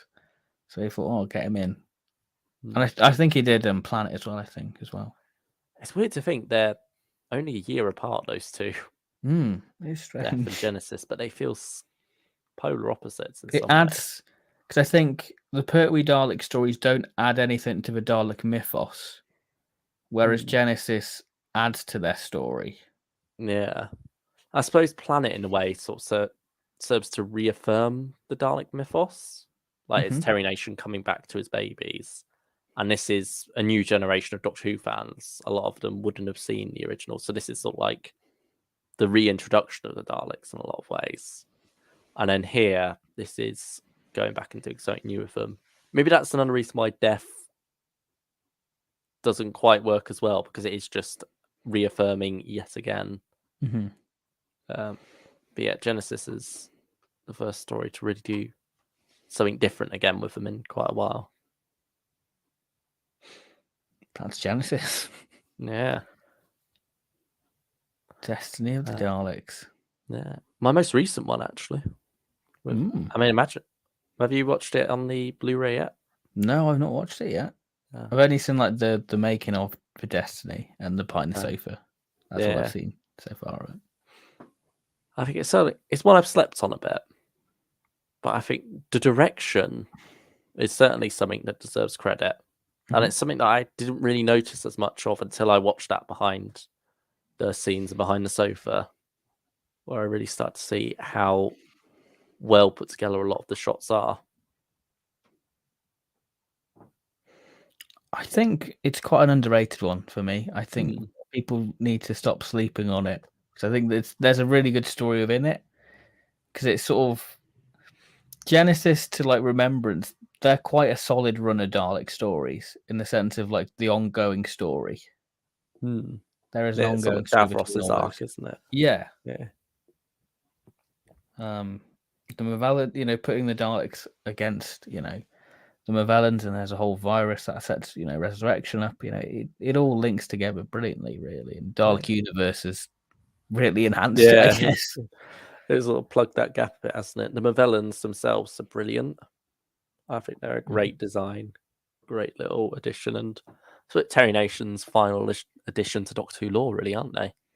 Yeah, I guess so. Yeah, I think that the ship that just embeds itself in the ground to create a fortress, that's great stuff. And then, a lot of the stuff in the Dalek City as well, I really do enjoy. It's all good. I think, I'd say it's either a good or a great. I want to say great, because I think that it's an underrated one, actually. I think Douglas Adams has put new life into it. It's just interesting to see Douglas Adams basically write a Dalek story.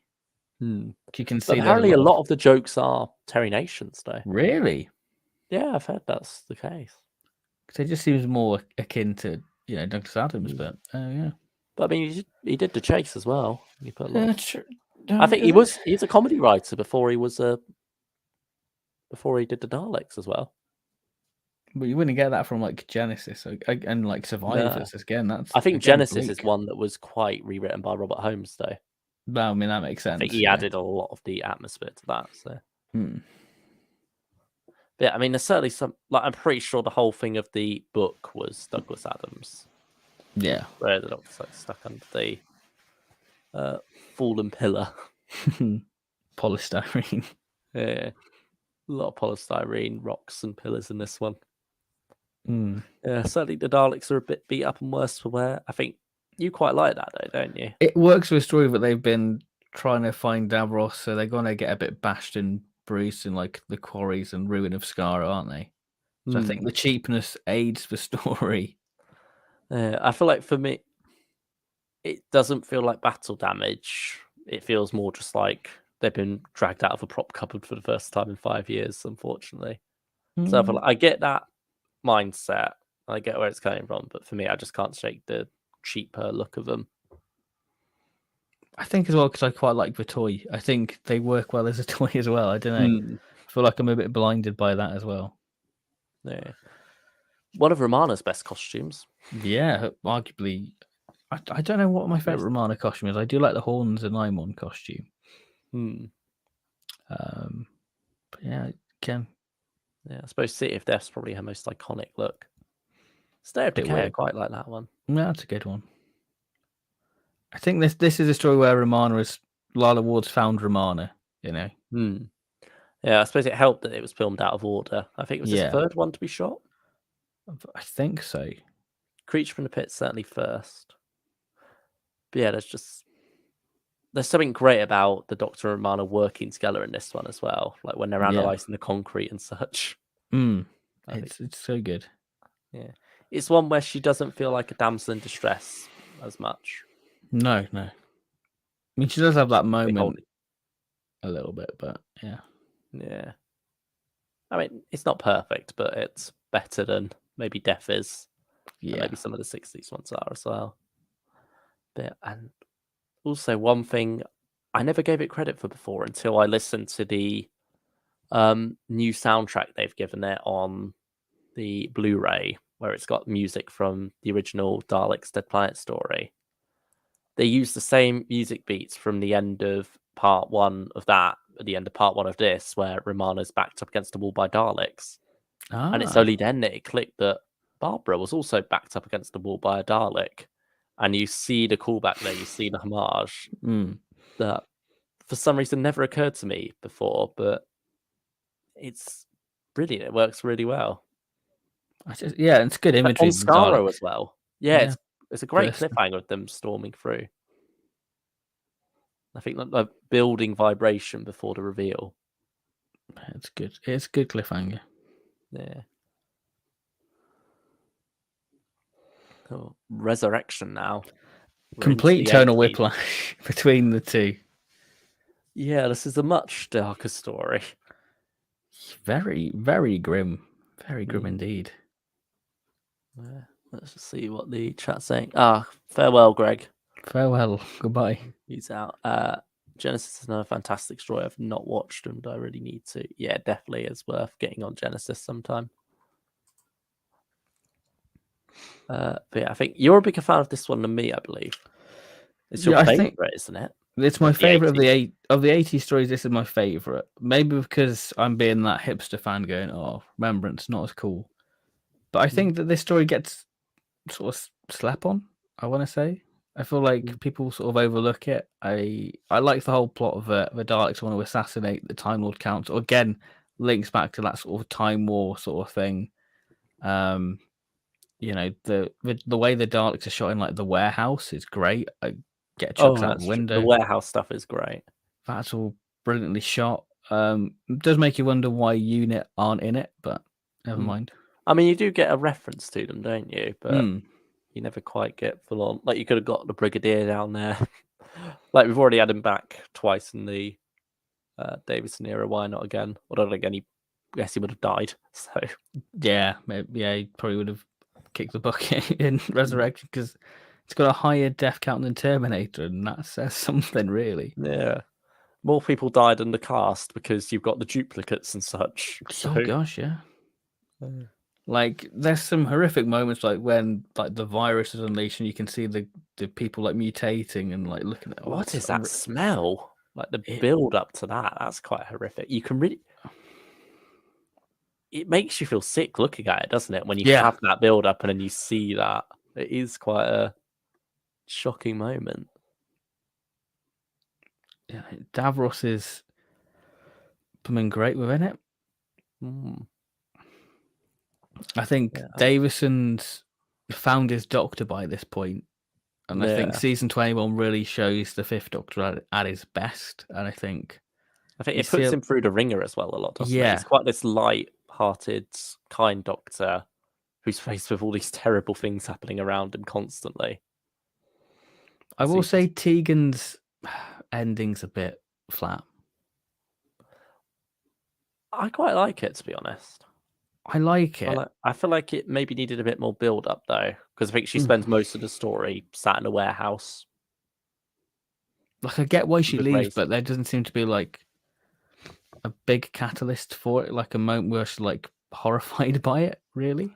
Yeah, like, she didn't really have any close friends in this story. Like, I think they tried it with the scientific advisor woman, but you don't feel it.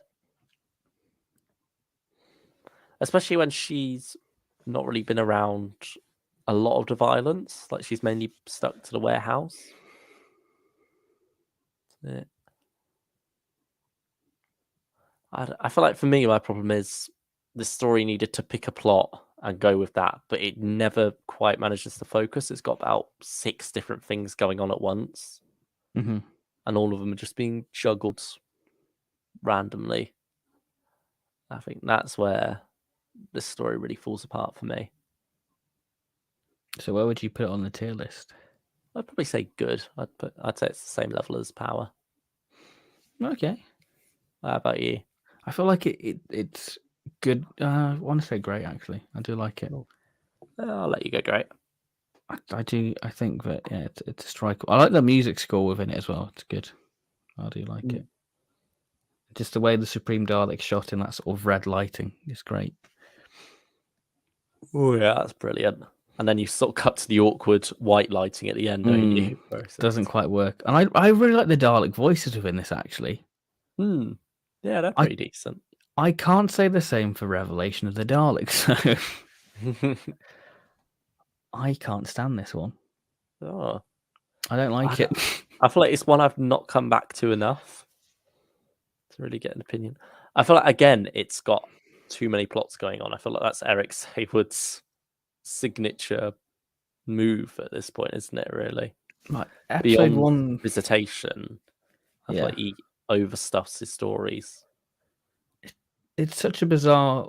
Revelation of the Daleks is a bizarre one because it's like Eric Saywood doesn't want to write for Doctor Who, because the Doctor and Perry are not in episode 1 at all. They're just wandering around. You know, I think that's for the most part of season 22, like Vengeance and Varos as well. They just, they do nothing. You've got the annoying DJ character. I'm not a big fan of a Dalek voice within this one.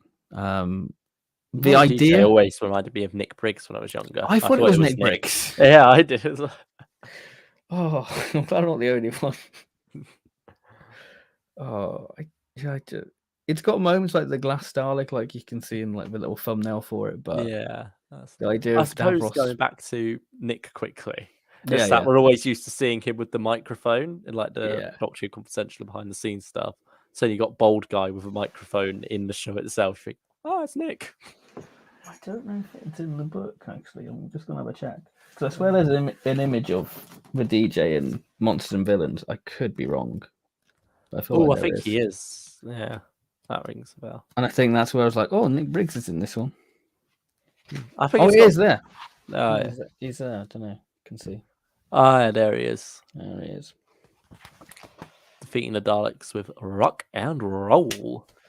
And he's recorded a new commentary with Nicola Bryant, so Yeah. I look forward to that on season 22. She could be doing the voice throughout it. Oh no, I've like switched up, shut the fool up. Oh. Yeah, it does always feel like the pilot for a Davros spin-off, doesn't it? At first, It's like one. Davros Apprentice when he becomes a businessman selling human burgers. But yeah. I mean, I like that this story tries to do something with Davros away from the Daleks for the most part. Mm-hmm. Now, it has a lot of that horrific stuff in there, but again, for me, it's that whole thing of pick a plot. Yeah. And so maybe get the Doctor and Perry themselves more involved in said plot. It feels weird when you think of it as a finale as well, because it is so light on the main characters you've spent the season with. Yeah. Yeah, and they get light on Daleks as well. Like we say, it is much more of a Davros story. Yeah, that's sort of the side little thing. I mean, because you get sort of, I guess, the Imperial versus Renegade within this, but not to like this high stakes in Remembrance. It's very much the building up of it, isn't it? Yeah. Like the beginning of that, but not anything full on.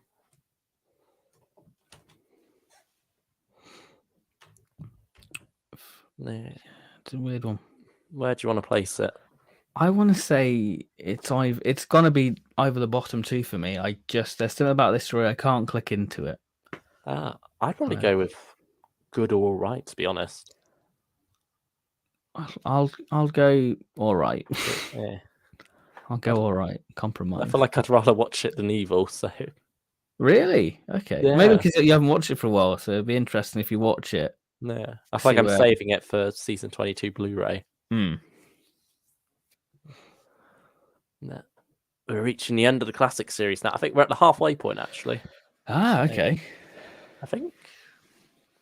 How many we got at the top there? 13 at the top. Yeah, I think that is halfway. I think there's 26 in total. Okay. Yep. Right. Yeah. I mean, it's just a banger, really, isn't it? I don't feel like we have to talk about it, to be honest. What more can you say about Remembrance? It's got to be a top tier one. It's just a lot of fun to sit down and watch. You've got all the action there. It's very much that childhood fantasy, isn't it? Seeing the Daleks going up against each other. McCoy and Sophie are great in this one, as they sort Considering it's their first story together, you feel like they've had way more adventures. Definitely. Yeah. The countermeasures group, nice supporting cast there as well. The reveal of the Daleks within it is great. Like I love the image of like the renegade Dalek in the shed just coming out and he's on fire. Like wow. And the Imperials have a good reveal too. Like they don't just waste on the stairs, good moment.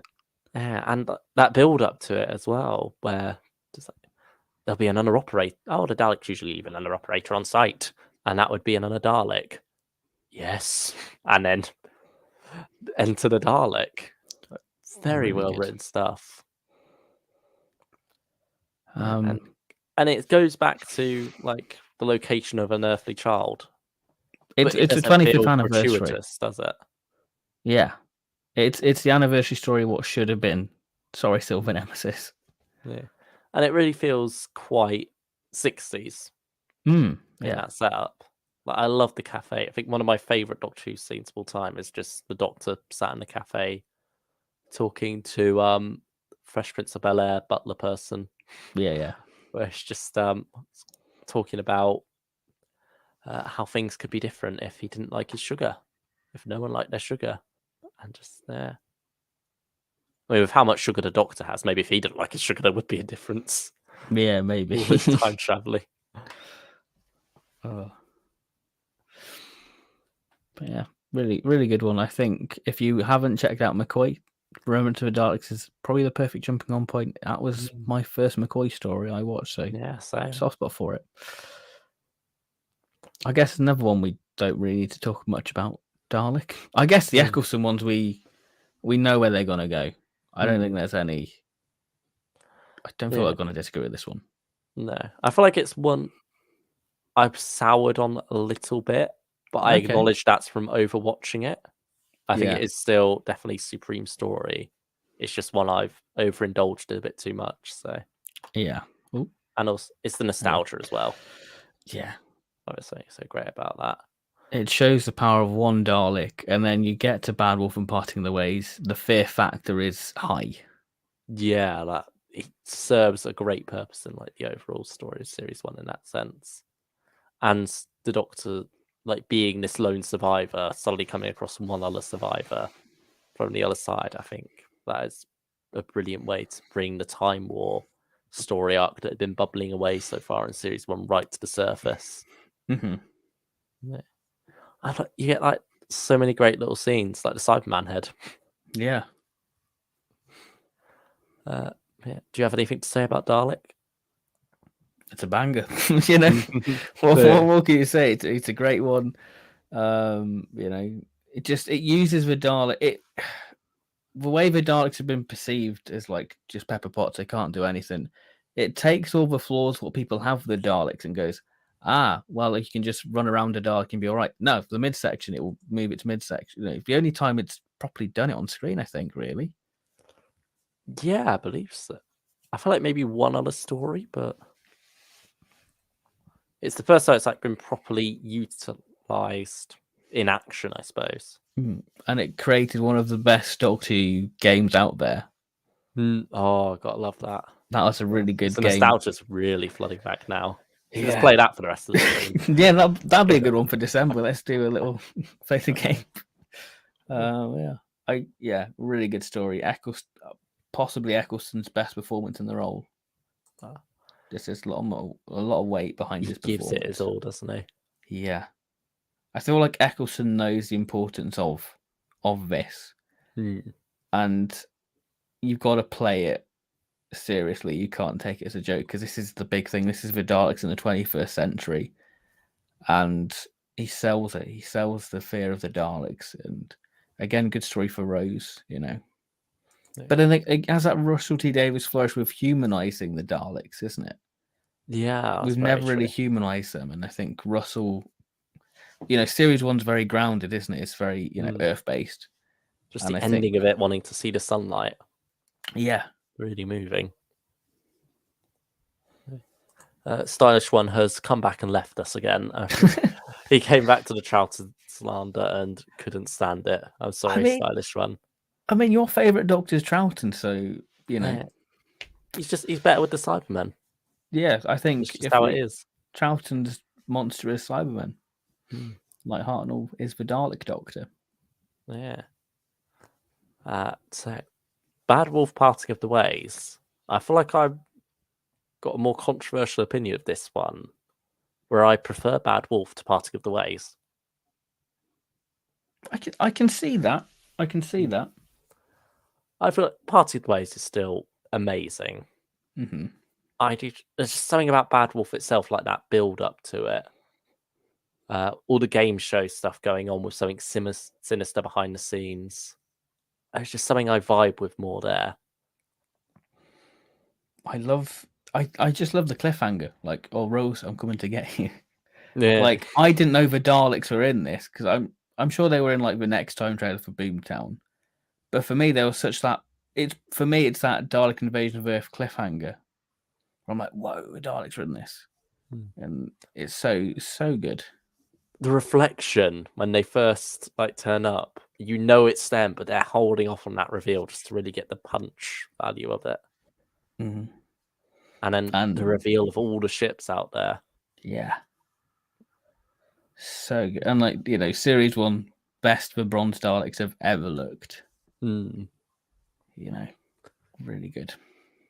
Yeah. I think Satellite 5 in general just looks like such a great set. So I made it's that used universe, isn't it? It's sort of like Star Wars style with that grunge to it, but yeah, it's its own feel of it. It's not copying Star Wars at all.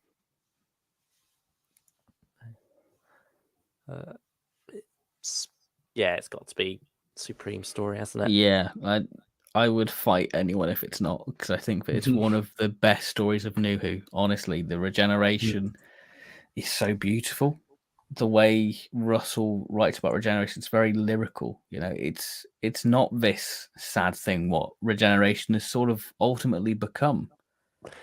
Which is also weird because Russell was the one who made it that way and ended time. Yeah, it's strange because I like that there's a reassurance to it. That Eccleston goes with a smile that he was a broken character, but now he's healed and he can rest now, I guess. Mm-mm. Until Big Finish digs him up and gets him to do 24 audios. And let's go, damn, this is not what we signed up for. But yeah. Into Tennant now. Oh, it's yes. weird that this is his first Dalek story because you feel like he should have met them before now. But I mean, you sure, had Big Finish will rectify that. I think it's already been rectified by that short read, hasn't it? The Dalek. I can't remember what it's called, but it's like a rose. Oh, I am the Dalek. Yeah, like a lone Dalek story again. But yeah, as for this story, it's sort of meeting it in the middle, isn't it, between Dalek and Bad Wolf / Parting Good Ways. We had one Dalek, we had a whole bunch of Daleks. Now we got 4 until the climax. Yeah. But really good cliffhanger because I didn't realize the Daleks were in this one. So I must have missed all publicity for this story. So I think they did try to keep it hidden, didn't they? Yeah, I think they did, and then they released like the Radio Time cover to coincide like the World Cup. And it was like Cyberman and Daleks on the cover. Yeah. I suppose that was the thing. The focus is so much on the Cybermen in the first half that you're sort of caught off guard by the Daleks turning up at the end there. And you got that excitement of both these monsters coming up against each other, which is very biased. Yeah. Russell makes no sort of attempt to hide his allegiance at all.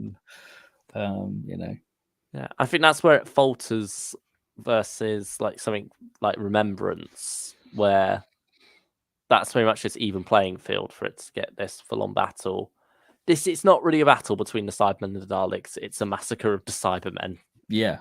It's so one-sided.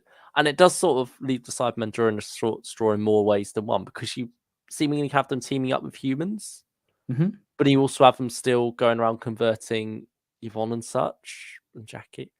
Yeah, that's true.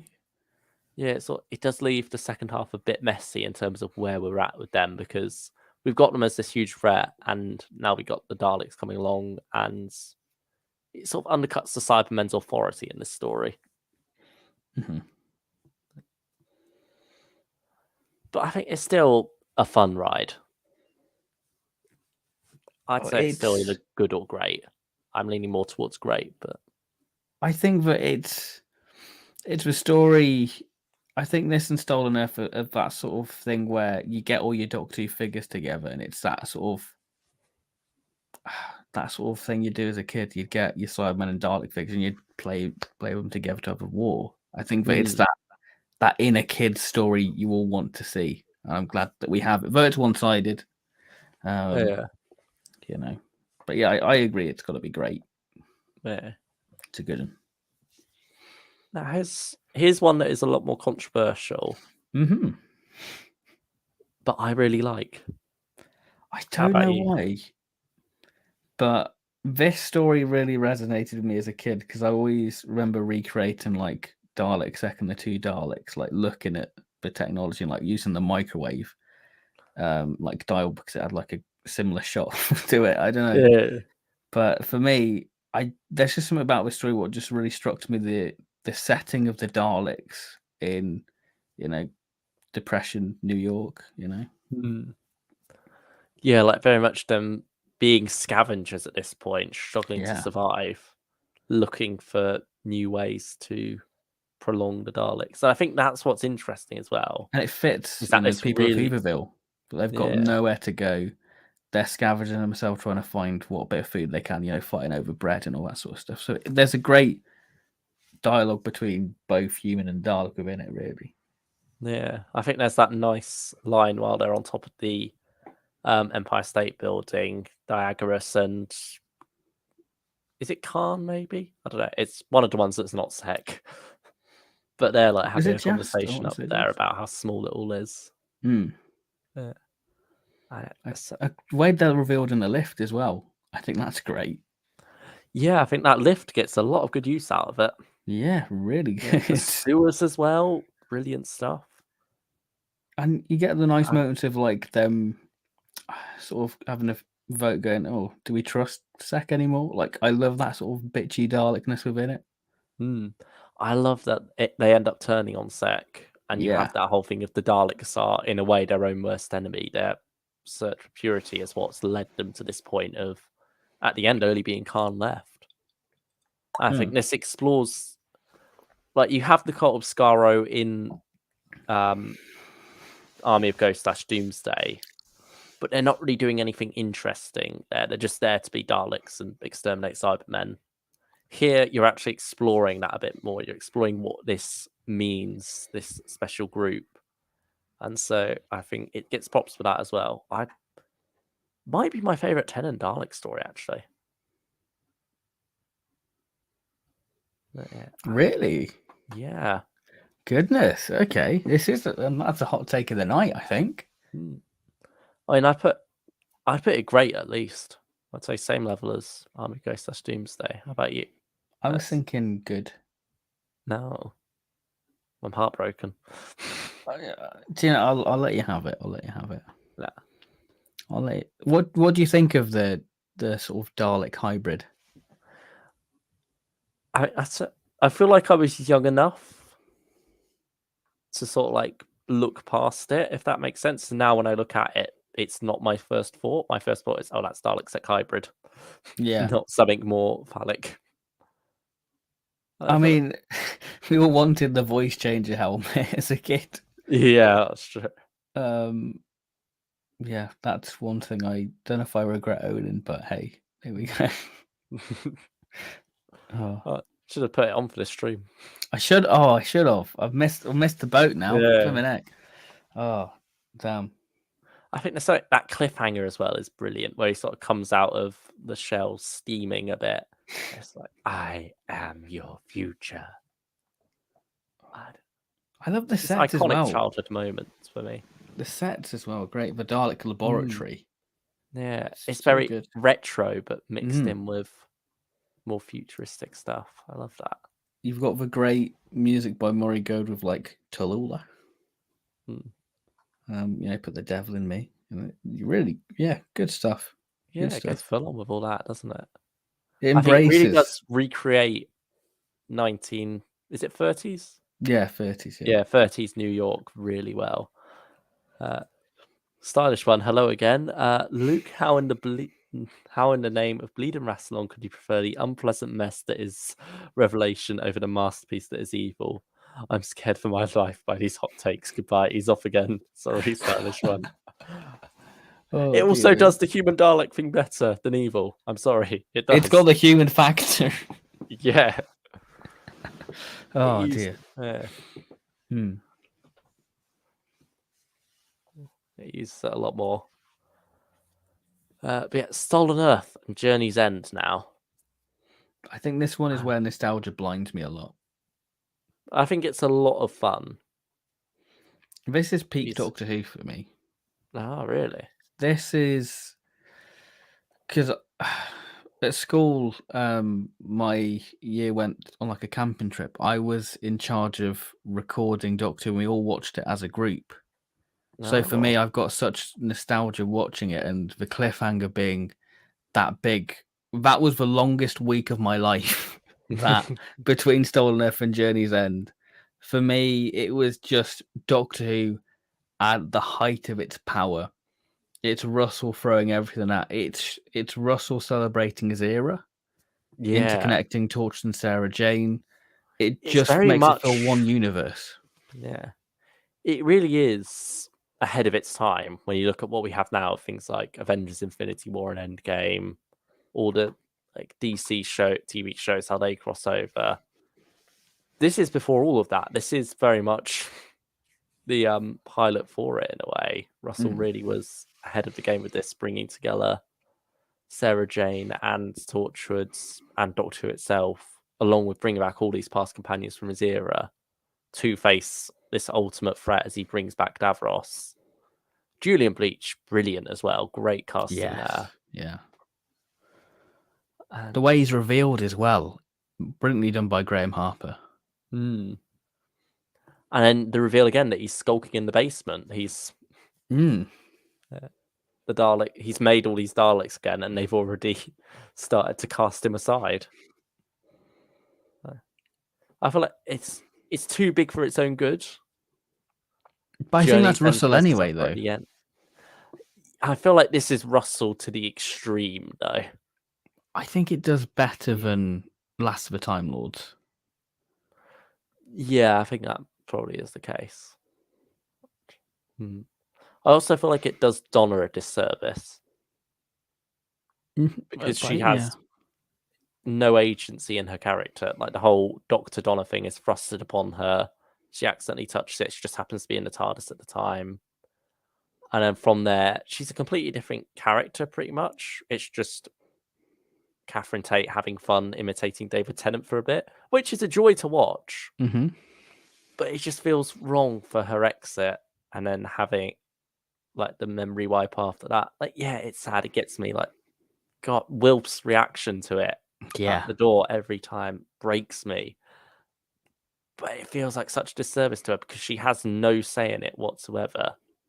Her character just sort of whimpers out, really, which is after being so great for the past 13 episodes. We'll throw One-Way Bride in there as well. Yeah, it does feel like her character was robbed of a good ending. And yeah, Journey's End might be my least favourite of Series 4. But at the same time, I don't think that's saying... I mean, maybe Doctor's Daughter. But I don't think that's saying much because... The quality of that series. Series 4 is brilliant throughout. Like, I would still say it's an 8 or a 7 out of 10. It's still very highly ranked by me. And Stolen Earth, 10 out of 10, brilliant. Like, that is a great build-up to it. And I think, looking back on, like, the lockdown... This was like the perfect one to watch in lockdown for that tweet-alongs because it was everyone coming together. Every Doctor you saw involved was a part of it, really, and it was joyous, you know. Yeah. All right. I'd probably go great for this one. How about you? You're leaning more towards Supreme. I just think that it's monumental television, really. I'll give you that. I think that, but then again, I totally agree with Journey's End that it's let down. But I think, A Stolen Earth's too good not to ignore. But I think again, this story suffers from overwatching. Like I feel like I've watched this one to death, but I don't want to discredit it because of that. Yeah, I know what you mean. It's that personal thing. If you know you will love it again, if you just give it time. Yeah, you're like, gosh, we had it good. Cool. I think we're gonna have another hot take here, aren't we?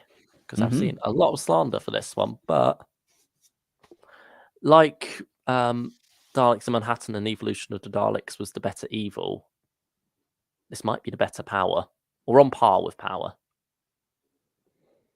I would say it's better than Power. It's certainly a close one. I've never got the hate for this story.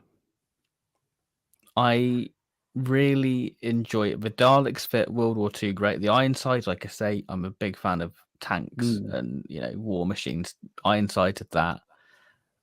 Matt Smith really comes into his own. I think this was his second episode he filmed. Oh, really? Yeah, because he did. What was it? Second story. The second story, I should say. Because he did Flesh and Angels and Flesh and Stone. Yeah, he gets that this is one of the defining things for his Doctor, and he nails it. The paradigm, such a great idea. Sadly, the one time Moffat should not have listened to fans. Yeah, I think we've lamented this a lot, haven't we? Yeah. It is a shame that we couldn't see the full potential because this is very much a pilot for something that never got to go anywhere. And you just pray Big Finish can do like a Dalek Empire with Paradigm Daleks. Yeah, Paradigm Empire. Yeah, Writes it itself. writes. Yeah, exactly. Sadly, the Dalek spaceship doesn't really look like a Dalek spaceship. Yeah, it does very much feel like they've just found a nearby garage or something. It's a cigar factory, Yeah. which is so It's- bizarre. Hmm.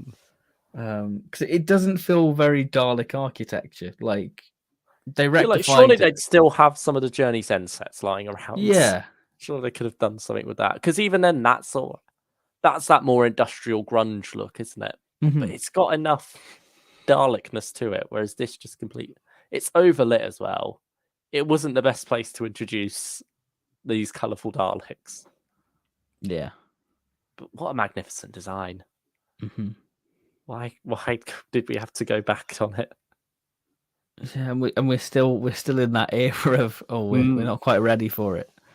Yeah, it just feels so weird looking back.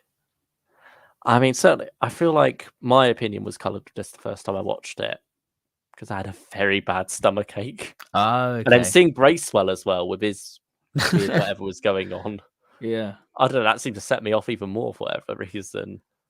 I feel like But I've watched this more. I think this is my most watched series 5 episode. I feel like Time of Angels and Flesh and Stone is mine, and then this is probably second. I just think that there's just something what appeals to the inner kid, like Spitfires in space. Like it's so out there. I adore it. And I was so hyped for it. I printed out like the victory poster, like the Dalek. It's I got like was that Britishness so about it, hasn't it? yeah. It would have been a good one to watch last year where we had the D-Day celebrations or whatever it was. Yeah. Instead of partying. Yeah, I rate this quite highly. I feel like that's a hot take, but there we go. Yeah. Do we go great then? I want to Or say great. are you really going to go super? Yeah. I'd say great. It's got enough flaws to keep it off a Supreme Being, but what fun it is. Let's check the chat and see if Stylish Ones come Any back hot takes? to. Any hot takes? I think we might have scared him off with the last Oh, one. I think we're all right. Okay. Sorry, Stylish One. Asylum of the Daleks. Is this the beginning of the downfall? Do you know what's interesting about this story? What? I really loved this one when I first watched it. And for many years, I defended it. And then I think maybe like 2 years ago, I rewatched it and I was like, you know what? This is a bit pants. Like, it's not bad, but it doesn't say what it says on the tin. Yeah, you've got a great idea there, haven't you? A concept. But it feels like it's in too much of a rush to do anything with it.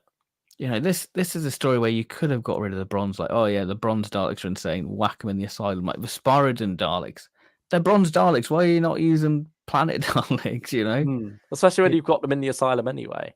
Yeah, I love the look of the asylum. All the cobwebs on the different Daleks, how they like slowly wake up and stuff. But yeah, it just feels like there could have been more done with them. And you've got the thing as well. You've got the awkward Rory and Amy divorce plot. You're like, that came out of nowhere. If you didn't see Pond Life, function. You're like, well, great, okay. And even Pond Life, you don't really get anything from it because it's only the last one that suddenly gets thrown in out of nowhere. Yeah. Other than that's just a nude on the toilet. Pretty much, you've summed up Pond Life. Oh dear. Would you go meh? I'd say all right. Yeah, it's all right. Like, I feel like I'd happily watch over Revelation. That's fair. I suppose it's half the length, so. But then it starts the awkward thing. Like, this isn't a thing. It starts the awkward thing of getting rid of wiping the Daleks' memories only to reinstate it with like Time on the Doctor of Tasha Lem reminding the Daleks always the Doctor. It's another Dalek retcon, isn't it? Yeah. Immediately after. Yeah. It feels like something that Moffat thought, oh, this is a brilliant idea at the time. And then realised it doesn't actually add anything. It doesn't change anything. It's so strange. Yeah. Into the Dalek. You're never going to stop asking. Stop asking the next next question. Oh dear. Yeah. Yeah, we're now in the Capaldi era. Sadly, Hmm. Capaldi deserved greatness with Daleks. He never got one, did he? This is the closest he got to it, I would say. I agree. I think it's a fun story. I think that this is a story what, unlike Asylum, has grown on me. I think it's a brilliant idea, again, similar to Asylum, but I think it executes it a bit better. I think it's got the confidence of a new era as well, doesn't it? And I think what's interesting is each Doctor, I guess, has like a visual style in terms of like the new series. And the first two episodes of Series 8 are directed by Ben Wheatley, have such a different flair to any other, like, forget Rachel Talalay. These are like the most distinctive looks, the way the Daleks are shot. There's such a different feel to those first two episodes in Series 8. You kind of wish, why didn't they carry on with that stylistic choice? I like that this goes back to the classic series feeling of the Daleks as well, where they're just a race that's out there. It's not constantly the last of them now. I'm glad we got beyond that Russell thing of every Dalek story was them wiping out the very last of the Daleks, only to go, oh no, there's a couple more now. I love Oh, go on. It feels like victory was their actual victory then. They did get to come back in a big way, and now this is a Dalek Empire in full force hunting down a rebel ship Great with CGI. one last hope on board. Yeah. Just again, the music's that classic feel. Very 80s. I think a fair bit of plot's wasted on Danny Pink. Yeah, that is the awkward thing of, we've got to introduce this new character. So, yeah. And you've also got Clara's new job, which they're awkwardly sticking to. You sort of the whole teacher thing that they introduced out of nowhere in Day of the Doctor, just to say, oh, we're calling back to Ian and Barbara. And now it sort of feels like she's not necessarily a companion. She just like hops on every once in a while for a journey. Yeah. No pun intended there with Journey Blue. That was her character's name, wasn't it? Yeah. That would have been a terrible pun if I got that wrong. Could have been your Journey's End there. I'd have felt a bit blue in the face. Talking about that guy from Oxygen. I miss Bill. So did he. No, he didn't. What am I on about? Oh, no, sorry. I'm thinking that. No, I'm thinking blue guy from World Enough of Time now. He definitely didn't miss Bill. I was thinking of Darren. The one who accused her of being racist. Yeah. Yeah. There you go. Into the Dark. Go on. I'd say good. Yeah, I'd say good. I think Rusty, the Dalek antibody, it's got some interesting ideas, hasn't it? There's some interesting ideas within it. You get Nick praising his favorite Dalek story, Death to the Daleks. You get Don't Be Lasagna. I like the Capaldi within it. The characterization, it's like you really get the rebel Time Lord, like when Journey Blue's like pointing the gun, like, no, get it right, do it again. That's not how you do it. Get it right. Top player, if you want to say a few words. It feels it's going full on edge, Lord, isn't it, to try and say, oh, we've got this Dark Doctor now. It's weird how much Capaldi changes. It's tonal whiplash to our next one. Yeah. Where he's suddenly cool granddad. Oh dear. Oof. I really don't like this two-parter. I think what stings is that it has quite a few good moments in it. With like the Doctor and Davros. I love all that stuff up until sudden twist of haha. I mean, except him getting ripped out the chair. Yeah. Anyone for Dodgems? I mean, a great line, but yeah, it's just total whiplash in the story throughout. I think there was something great that could have been done with this one, but wasn't. They tried to sell it again on the whole thing of, oh, we're bringing back all these Dalek designs, but unlike Asylum, we're going to do something with them. And they don't. And they are literally just there to fill space. Like, they serve no narrative function. I think as well, this is where Moffat's sort of running out of ideas, because you've got the rehash of the Series 6 thing of the Doctor's going to die. Yeah. It's very Clara centric. The first episode, it's not Doctor Who, But then it's sort of a time killing episode as well. It's time killing to get to Skaro, isn't it? And then you got that awful CGI Dalek. Yeah. I mean, my name's Davros. Tell me the Colony boys South, are gonna die cool today. idea. Yeah, Colony South's a good idea. Yeah. But yeah, it tries to add more to like the Dalek mythos of like the mutant inside, like Oh yeah, that set was about certain horrible. phrases and like fires the gun, and like it's hate powers the gun or like recharges it or reloads it, something like that. But you've got Moffat at full swing. Where do I get the cup of tea from? Just accept it. Yeah, I can accept that as a shot at fans. Yeah.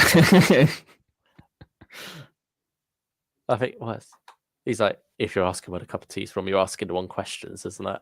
Yeah. Yeah. I mean, is it this story is revolting though? I would say it's or do we give it a meh? Yeah. Because I think that's one thing what you always enjoy about Dr. Davros stories is the character interactions, and that's one thing this story has in spades. I think the fact that it was 40 years after Genesis as well. I just wish it had the balls to go, you know what, we are going to finally put an end to Davros with him actually dying. It does feel like the end, and you've got, oh, frick, we haven't even mentioned Davros with his eyes. Yeah, we were raging about that back in the day, weren't we? Yeah. I can't really say I'm that bothered by it now. Yeah. You've matured. Not great, but I can suspend my anger at it. Yeah. It just does. It's more just the wasting of this final Davros story that would have been great. Him coming to the Doctor at the end of his life. Yeah. But yeah. I mean, I'm assuming Russell can always bring him back easily enough now at some point. But yeah. I did think again, brilliant. Yeah. Really good. I thought he'd be in Eve of the Daleks, to be honest. I think that would have been prime time to get Davros with Jodie, but sadly that never happened. But the story didn't really allow for it as much. But yeah, I think that was sort of like the theory before we found out what Eve of the Daleks was, wasn't it? We thought it was going to be a Davros one. But yeah, speaking of Jodie, Resolution now.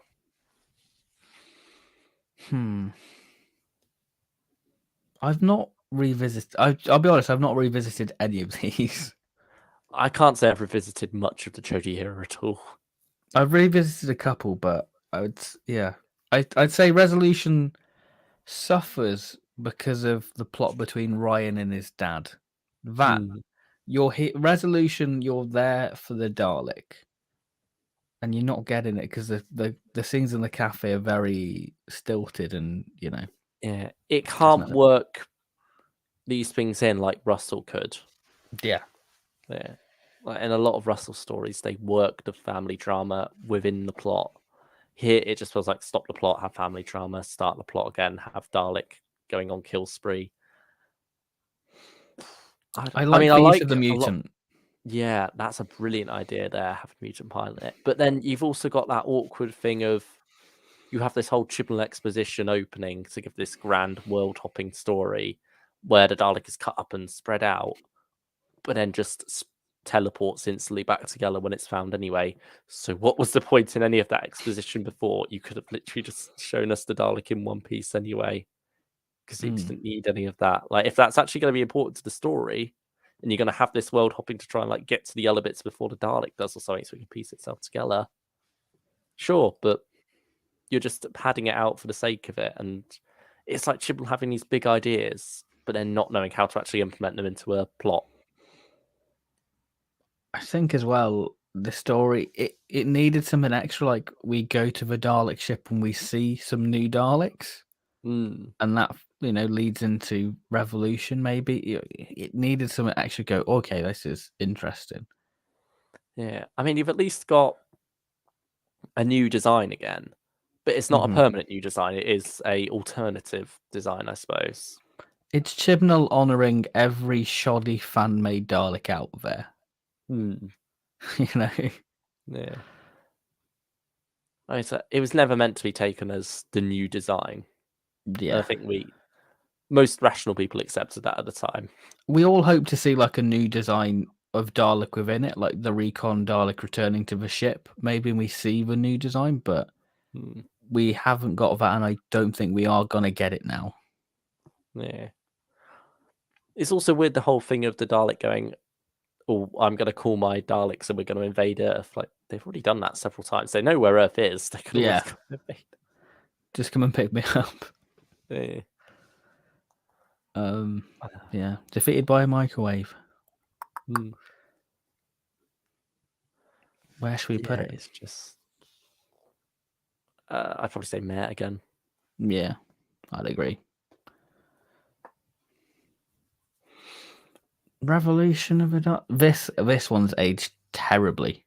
Oh, it's the triple threat, isn't it? It is. It's for poorly aged. Yeah. It's hardly a year old.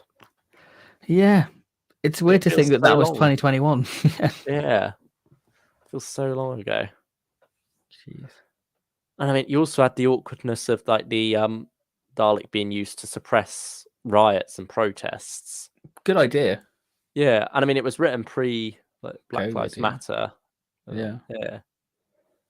And yet, but it doesn't seem to be worked into the plot at all. It's just sort of there as a cliff note and then moved on from. And again, it's got a long opening sequence of exposition for the sake of exposition that adds nothing to the narrative itself. Yeah, it's like 500 minutes later after resolution. You know, you get the Dalek on the lorry being transported. Yeah, it's so bizarre. So bizarre. Like, I get it. Maybe Chibnall trying to be like, haha, funny.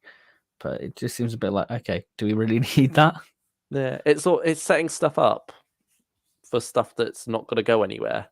Like you have the character becoming prime minister, only to get exterminated immediately. Like she's a despicable character, but there's nothing more to her than that.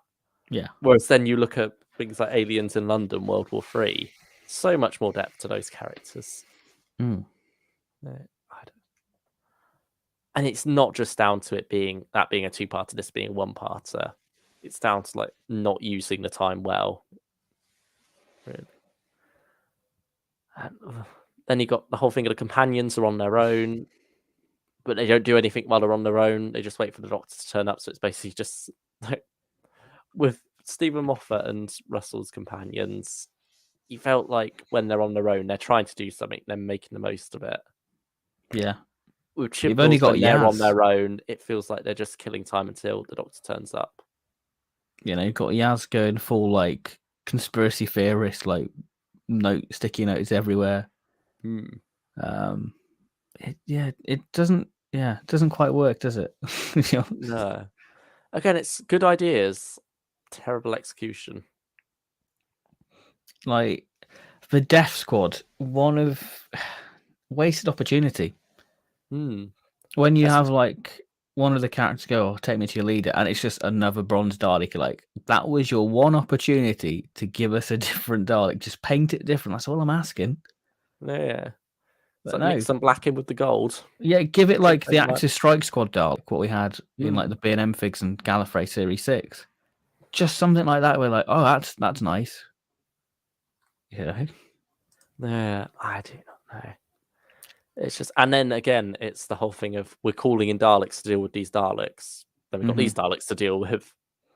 I like the voices, very sort of Remembrance of the Daleks Imperial. That's great. Even the music plays up to that as well, which is great. But some great scenes of them terrorizing people as well. For a great, little bit. Yeah, great visuals of like the TARDIS over like the suspension bridge and like the Dalek sort of. That's become like one of people's favorite moments of Jodie's era. Yeah, I can't say I was a big fan of it. I think that it still has some of the trappings of the Chibnall era. I think it's my least favorite type of Chibnall story where it's just bouncing around the planet in the TARDIS. Yeah. For no reason. I like the stuff with Ryan in the sense that he's sort of outgrown traveling in the TARDIS.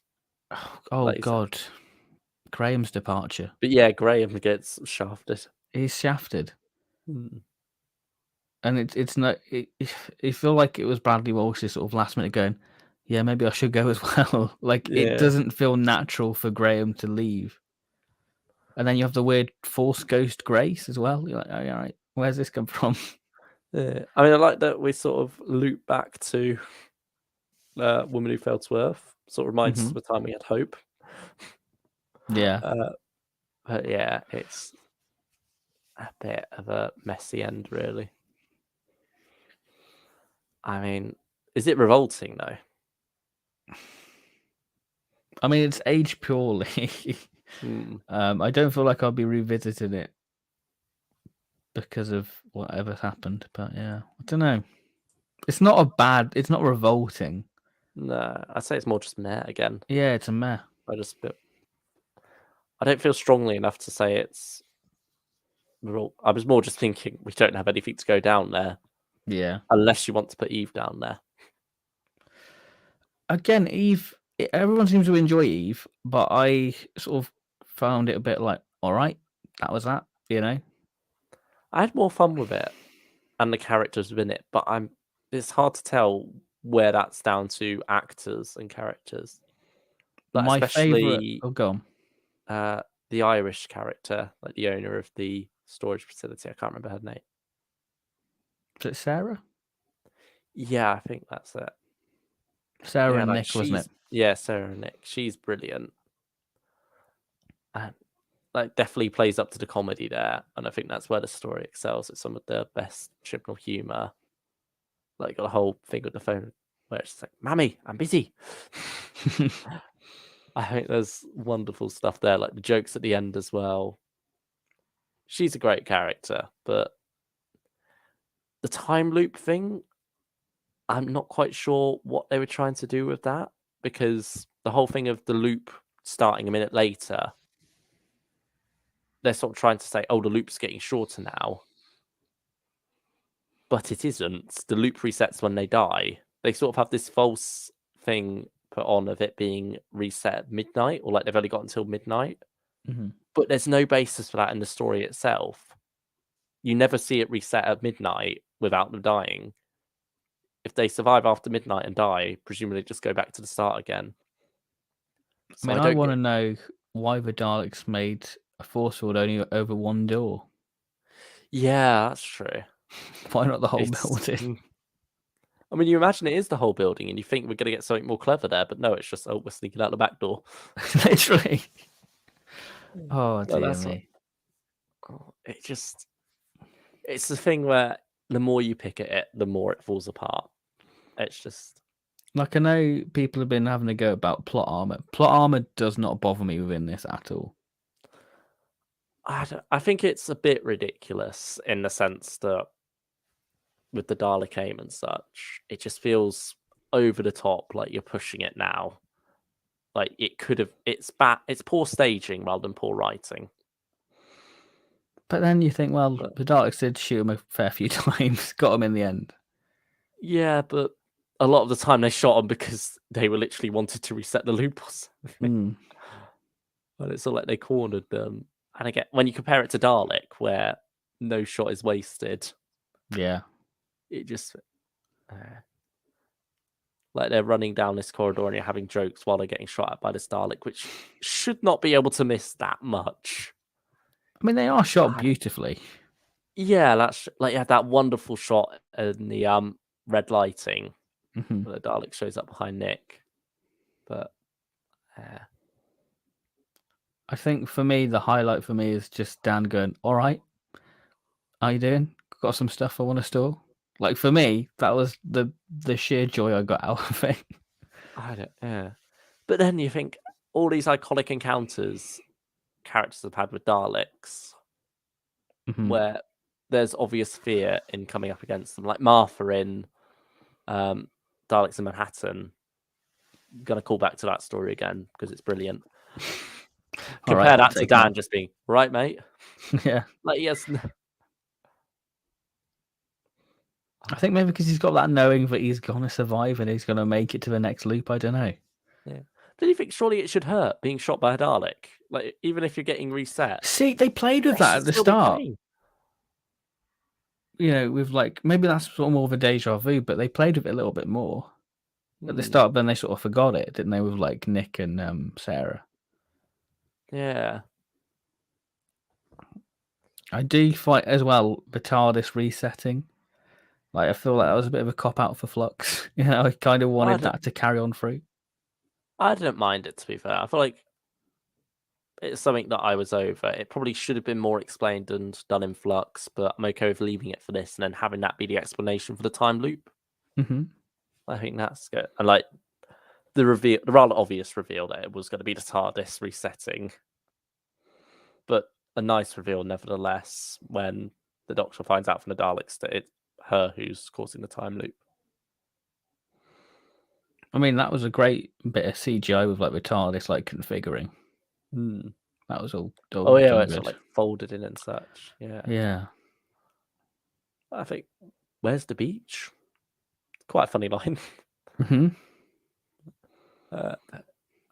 It's my favourite of the 3 Chibnall Dalek stories. Yeah, I'd agree with that. That's not saying much, though. I'd say it's either all right or good. I said it's all right. All right, yeah. Looking at what we've got in good, I'd rather watch them. Yeah. There we go. That is the Dalek tier list done. We made it to the end. Thank you for your sticking with us, guys. Yeah, we've had a good natter about all things Dalek, so that is the old tier list done.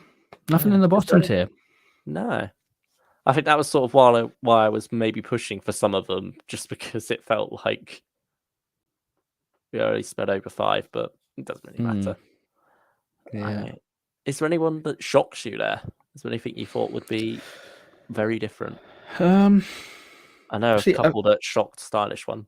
I think for me, I'd probably put Power in great and Evil in good.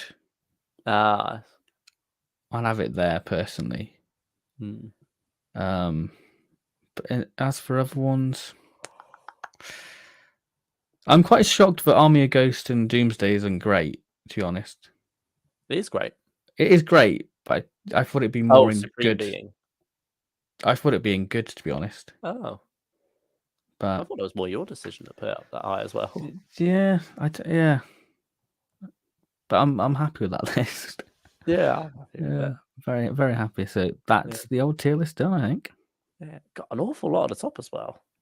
Yeah, I think this would probably have been one of the most top-heavy tier lists we've done, actually. Yeah. This is nice. Very positive. Yeah, it's like stories for all different occasions as well. Yes. But I think while Genesis is a lot better than Planet in a sense, I'm more likely to stick on Planet and just have such a good time with it. Mm-hmm. What would you say is a lot better, but of this tier list, which would you say is the one you're most likely to stick on? I would say probably Planet. I was tempted by it earlier today, actually, but I ended up going Sea Devils instead for the Sea Boys. So. Good shout. Good shout. I can't argue with that. Yeah, Planet is definitely the go-to, like, comfort Dalek watch. Yeah. I think that used to be the Daleks and the Dalek Invasion of Earth, but I sort of overdid them. But there we go. That is your tier list.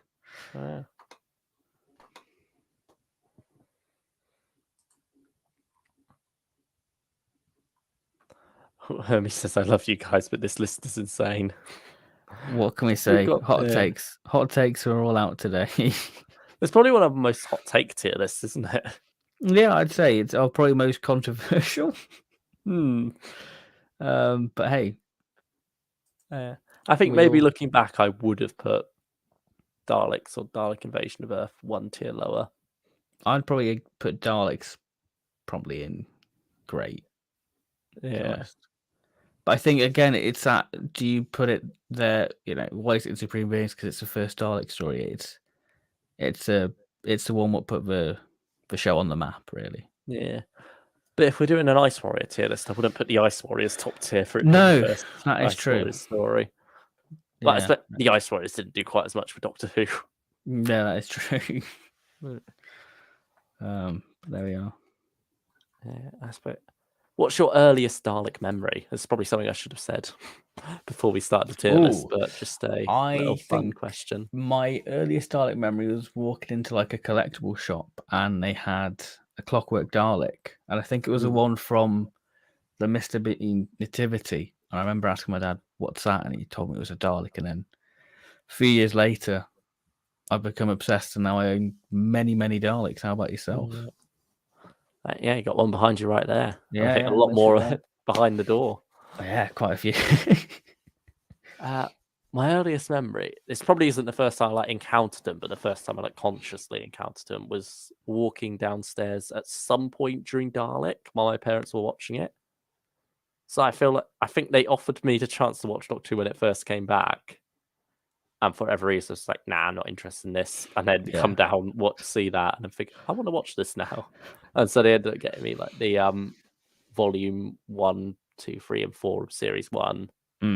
And that's sort of how I first experienced series 1. And then from there it was on day release. But I feel like it was my first memory of it is the Dalek raising up, the balls coming out, and so towards the end.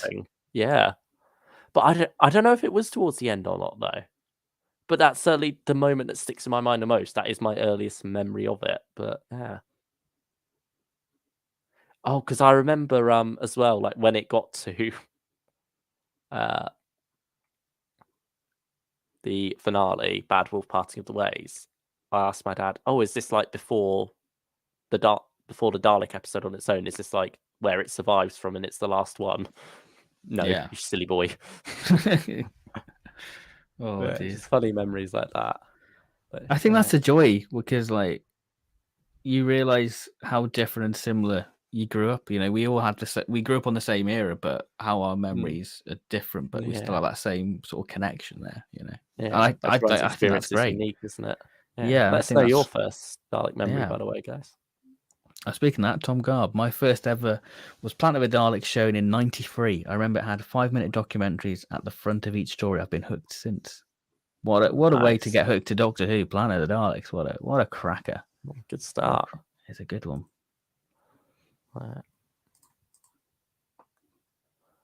I think it's what I love, like that experience of watching classic Who as a kid, seeing classic Daleks and not viewing them any differently from new series Daleks.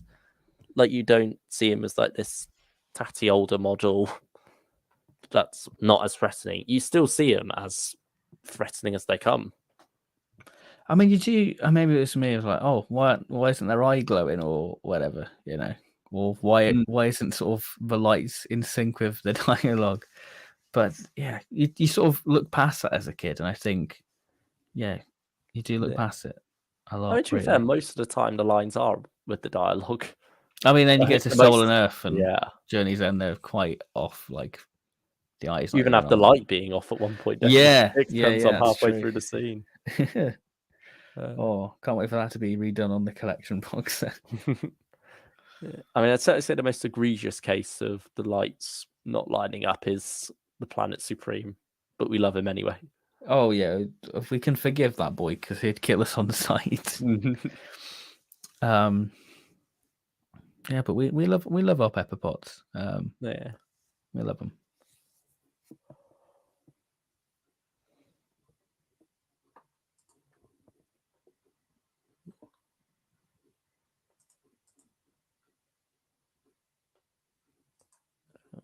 Is that all we've got to say? Yeah, I think that's pretty much us until our Sharda one, which will be hopefully Wednesday, where we'll be tier listing all the variants of Sharda. I know it sounds very exciting. Yeah. And then hopefully we'll have a Big Finish fans planned after that. Fingers crossed. Hopefully that list will be a bit less controversial. Maybe. Yeah, I feel like people are like, gosh, these people are mad. They're insane. But hey, we respect all opinions here, and you know. That's it. That's us, really. Hot takes. Maybe this is why we don't do TV tier lists. Yeah, we're much more. Yeah. Much more like on the right page with Big Finish, I guess. Yeah. With the majority for the most part. But there we are. I think that's pretty much us all done. So thank you everyone for watching. I'm sorry if we've offended you with any of our hot takes. Please come back, stylish one. Please Don't come leave back. us. Yeah, thank you everyone for joining us, and we'll hopefully see you very soon. Take care, everyone. Bye-bye.